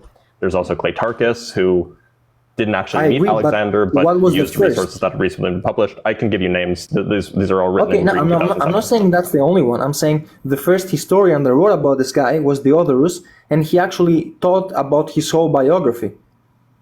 That's what I'm trying to say. Like, I'm not saying that there was no other people behind this historian. I'm just saying, like, I mean, that's not really my point. So, I mean, we can just continue going. But my point is that you cannot, like, can you actually scientifically prove that, let's say, Socrates was a real person? Well, I can prove it with just the wide variety of like writings based on his contemporaries, right? So he was written about by Aristophanes, by Aristotle, by Plato, by Hegesias. I Like agree. every single That's person in historical- ancient Athens was writing about Yes, sir. Socrates. Yes, He was sir. like a really That's big figure. Historical evidence, though, right? It's not scientific evidence that he exists. Well, yeah, Do yeah, we it's agree on historical that? evidence. Yeah, I believe Okay, in so historical evidence. Sure. That's my point. Like I can show you that Jesus was a real person, that he existed, but I cannot actually prove you that he was the Son of God. But I can Yeah, tell you- that's what I'm interested in, right? Like I think Jesus was a real person who existed. I just don't think he was like Okay. magic. All right, so let's see, where can we start with? So I mean, since we agree that he's a real person, then I think we can just like keep going from that point, right? I don't think we need to say more things because like there's many sources outside the Bible. It's not like 'cause some people say, "Oh, you believe in Jesus because he was only written in the Bible," but we have so many more sources, right? Like Thallus, Josephus, Tacitus, and so many people. I could keep going. It's like more 10 people. That wrote about yeah. Jesus. So there's gonna be. Thank you for the $5. Couple of problems there. Wait, was Josephus? So Josephus did not write about Jesus. That's the problem there. This is like 37 AD. doctored. Yeah, but the problem is that this is doctored. He didn't do that. It actually Okay, doesn't but- appear in his original book. No. I can also give you though like 9 more names. Like Oh yeah, 9 wait. So which dubious claim would you like to pivot to next? I'm sorry. Which dubious claim would you like to pivot No, to but next? wait. I can tell you that I can give you 10 names. The Yeah, fact yeah, that and they're all going to be this guy extremely was- dubious. let's- Yeah, let's go through all of them. All right, Thallus. Let's go with. Wait, Thallus. you mean Thales? I mean, Like I can- I the can- name of the first philosopher, or God first No, is no, Greek, it's so he's probably pronouncing it in the Greek way. Yeah, it's Thallus in English. Thall. But I mean, this just proves that he was a real person. Wait. How do you spell the name? How do you spell the name?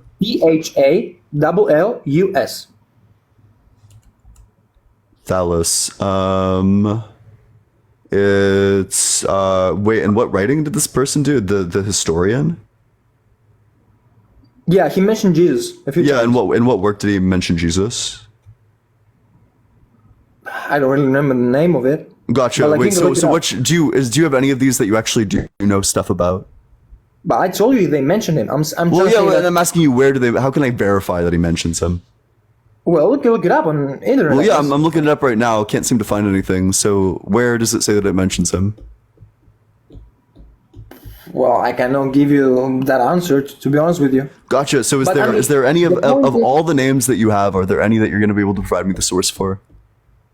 Well, I think if you look it up on internet, you can find out like answers. But like if you just write down his name, if he wrote about Jesus, like you can see a lot of things. But I mean that just says that he was. Wait, a real wait, person. I just wait. So Since is there? we agree on Can that- you just provide me the source that says that this happened? Like if you don't have a source for it, then I mean I can't really engage with the source but I that you can are only send it literally to you not on, providing to me. I can, but I can only send you through like a private email, a private message. How else am I supposed Yeah, to yeah, you share can it do right now? that, but I mean, absent the sources, I can't like proceed with the argument as if these things are true. Okay, I feel it. Oh, right, let's continue. I mean, do you agree that he was a real person, right? Yeah, I just don't have any evidence that he resurrected. Okay, I agree. I mean, those people didn't. I'm saying those people never said that he was resurrected, right? I'm just saying that I was just trying to put more value to the argument that he was a real person, that he existed. So since we agree, there's no point. Oh in well, wasting yeah, your time. I already agreed with Okay, this from like the very beginning. Yeah, I'm I'm not sure sorry. what That your was point is. my fault. Then. That was my fault. I'm sorry. Okay, so do you have any evidence why- that Jesus resurrected? Well, I can tell you that his body wasn't in the grave when they put him in. First of all, Where was Jesus's grave? in Jerusalem. I mean, not actually in Jerusalem. Do but we know like, the specific place where his grave was? we do, but Where is it? Where is Jesus's grave located? wait, give me a second to find the exact name.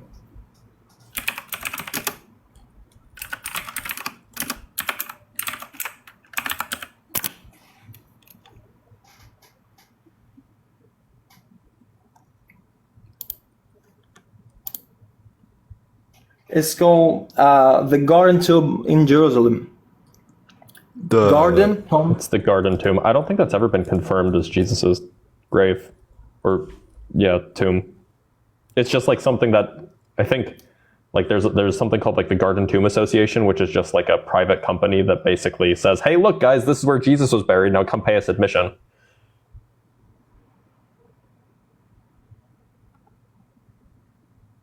Yeah, it seems like there's no confirmation that this is in fact his tomb. Why do you think that this is his tomb? I mean, because I think that the Bible is the word of God, and it is mentioned by does it give like the, was it like, yeah, and then Jesus was buried at like negative 33.8 like latitude, like fucking 45.6 longitude. Like what? No, I understand what you're saying, but in order to, like, we have to be honest, right? When you look at the Bible is not a scientific book, right? It's a book that talks how can someone be saved. It's an inconsistent point. But wait, so then wait, I just want to be clear. You have literally no evidence that this is the tomb of Jesus. I mean, I have people saying that was the tomb of Jesus. Like, so if someone says something, it's true? No, I'm not saying this, but this is how we believe things, right? People say things, they wrote them down, and we believe certain things. Like, well, based on like credible stuff. So who's the credible source who wrote down the tomb of Jesus? I mean, there were like 12 disciples that talk about Jesus. Yeah, and so did they talk about the garden tomb? No, they didn't, but they Perfect. They didn't. Wait, so what's your evidence that the garden tomb is the tomb of Jesus? I mean, I don't really know. Like, that's not my only point. I'm trying to say, like, oh, cool. Wait, so I just want to be clear. So you were unable to substantiate. Okay. First, you were unable to substantiate the I point that Jesus that. resurrected, and now you're unable I'm to honest. substantiate that this is his tomb. All right, yeah, we can continue with that. I concede in that. I do not know how to answer you in that point. I'm honest.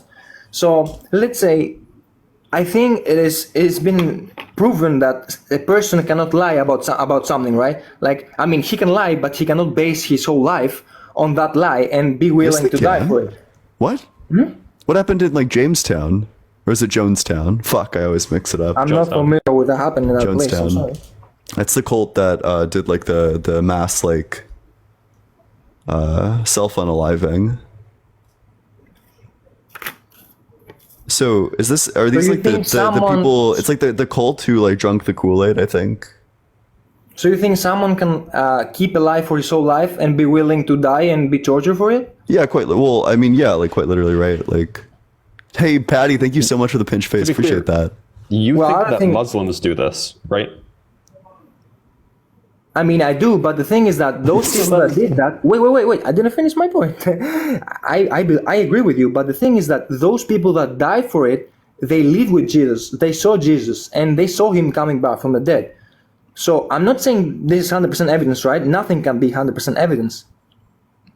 But I'm saying like those people that actually saw Jesus, lived with him, they chose to die for it. How do you know that they died for it? Where there's a few times mentioned how people died, like how some of the apostles died, and that they were persecuted as well. Wait, so as far as I know, there is evidence for 2 or maybe 3 of the apostles who were actually executed, extra biblical sources. So we only have evidence for 2 or maybe 3 of them. The rest of it, yes. But hold That's on. correct, sir. But the rest of it, those 2 or 3, they don't actually say what they were executed for or how they were executed. So we don't actually know why they were executed, just that they were. Okay. Oh, I hear that. Again, I'm saying that I cannot 100% prove anything, right? So I'm just like stating my points, you know? Yeah, well, it seems like your points are like easily refuted. When you're trying to explain God, I don't think you can find any point that it's 100% proof, right? There's like some things that you can like prove. Well, it's not like I'm not asking for like 100% proof. I'm asking for like any proof that like holds up to scrutiny. How can you explain something that is paranormal without paranormal evidence? For example, if I tell you I don't believe in paranormal things. Yeah, but we're trying to explain something that is paranormal.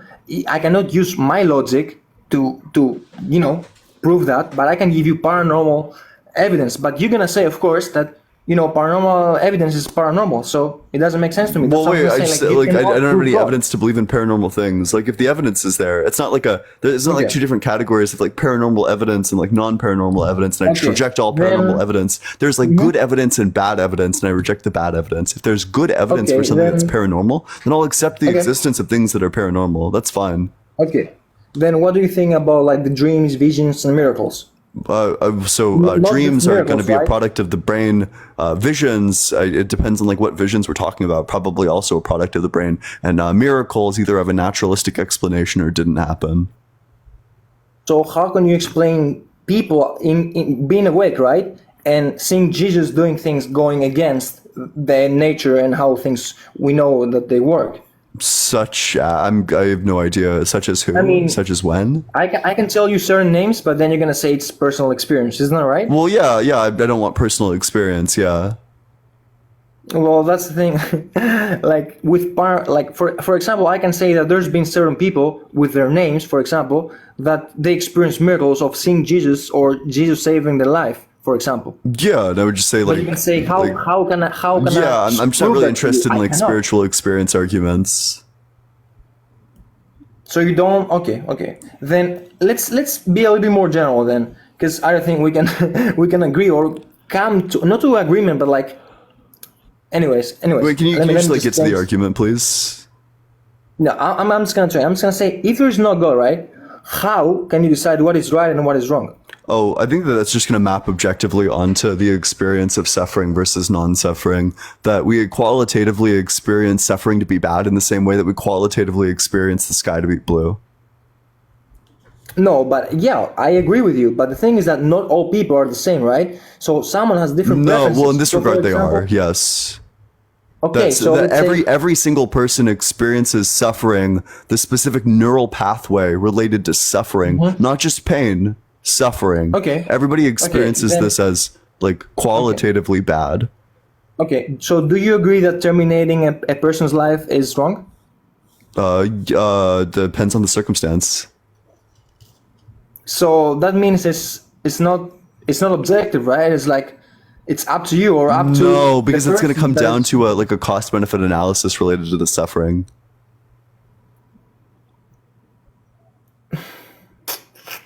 I think that let's give a scenario, right? So someone comes into my house and threatens my family. Is it right if I terminate his life or no? Depends. Like if he's causing you suffering, that's like probably fine. Yeah, that's what I'm trying to say. It depends. That would be justified. Yeah, sure. So that's my point. Like, if it depends, and there is no one moral law, then how can society have? Well, I just think that like badness is going to be related to suffering, and that we can like create good decisions just by reducing suffering.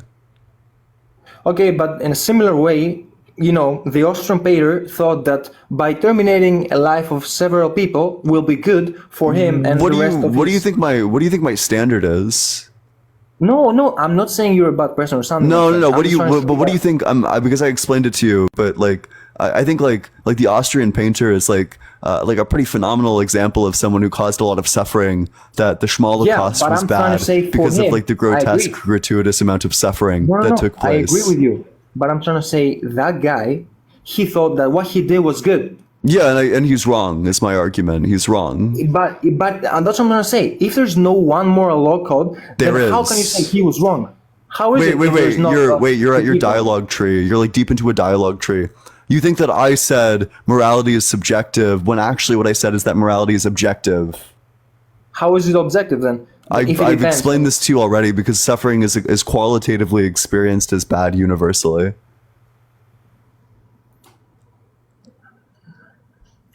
Well, I don't think it covers that for an answer, but okay. Well, do you have a critique or like a contradiction or? Well, I'm trying to say that if there's no one moral law, then it's up to me. There is, and I'm telling you there is. There is like a moral standard. Which one is it then? Which one is it? It's suffering.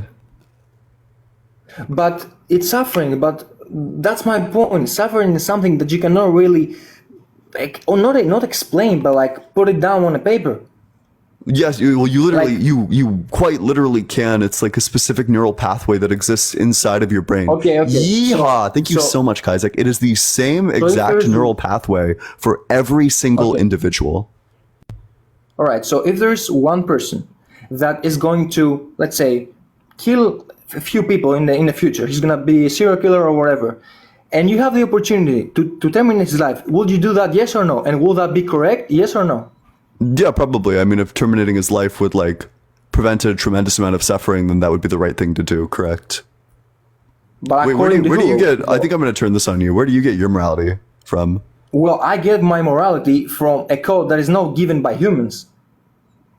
Yeah. So if included in that code was that like raping children was good, would that make raping children good? Of course not, but I'll tell you why. Oh, perfect. So then you actually don't get your morality from there. So where do you get your morality from? No, but I'll tell you. I get my morality from there because I see everything. If I follow the law that Jesus gave me, my life is great. Not just by myself, but for my surroundings. So I see that if I follow whatever he said and he taught, then all of my friends and my people surrounding me, they're going to be good. Okay, yeah, but that's but I'm just asking, so if Jesus came down and said that like raping children was good, would that mean raping children is good? But I'm asking you, like, hypothetically, if Jesus did that, would that mean raping children is good? No, of course not. But that's what I'm trying to say. Oh, perfect. Yeah, so then that's not so perfect, awesome. So that's actually not where you get your morality from. No, this is where I get my morality from, because I saw the law, I put it down on paper and in my life, and I see that Patty, thanks so much for the IC. Appreciate it. You're being inconsistent.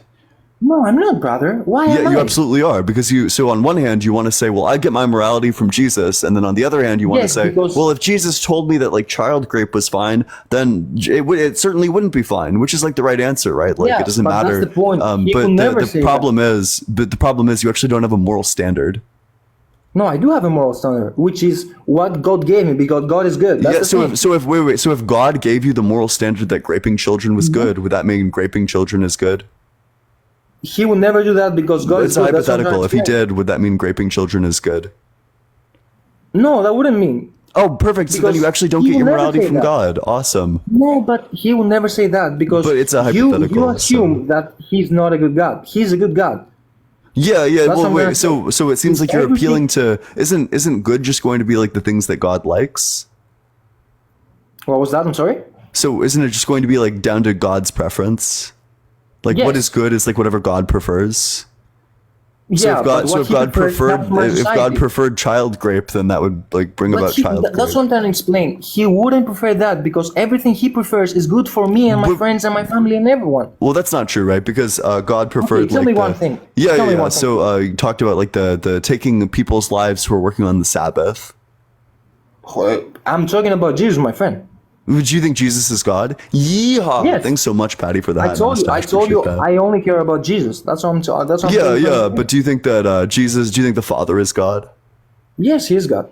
Yeah, perfect. So then, if you get your morality from God, God commanded for some pretty fucked up things. Wait. So is Jesus good in the same way that the Father is good? Of course. Perfect. So they share the exact same goodness. So to the Father, it was good to command the genociding of the Canaanites and the Amalekites. Is this good for Jesus as well? Oh, no, because it's different. First of all, we need to see when that was written, right? It was 300 years. It was almost like 3,000 years before Christ. Right? Oh, so wait. So your morality changes. Perfect. No, my morality didn't change. First of all, it was the first law that it was given by God, right? Then Jesus came and changed the law. Right, so your morality changed. The law needs to be changed because society evolves, right? So morality is based on society. Perfect. Yes, because we look what works. So that's so if a society determines subjective morality. Yeah. No, it's not subjective, Dr. Blitz, because first 3,000 years ago, people were different, and God had a different moral law for them. Now that people are different, He gave us a different law that if we put into our lives, then our lives are great.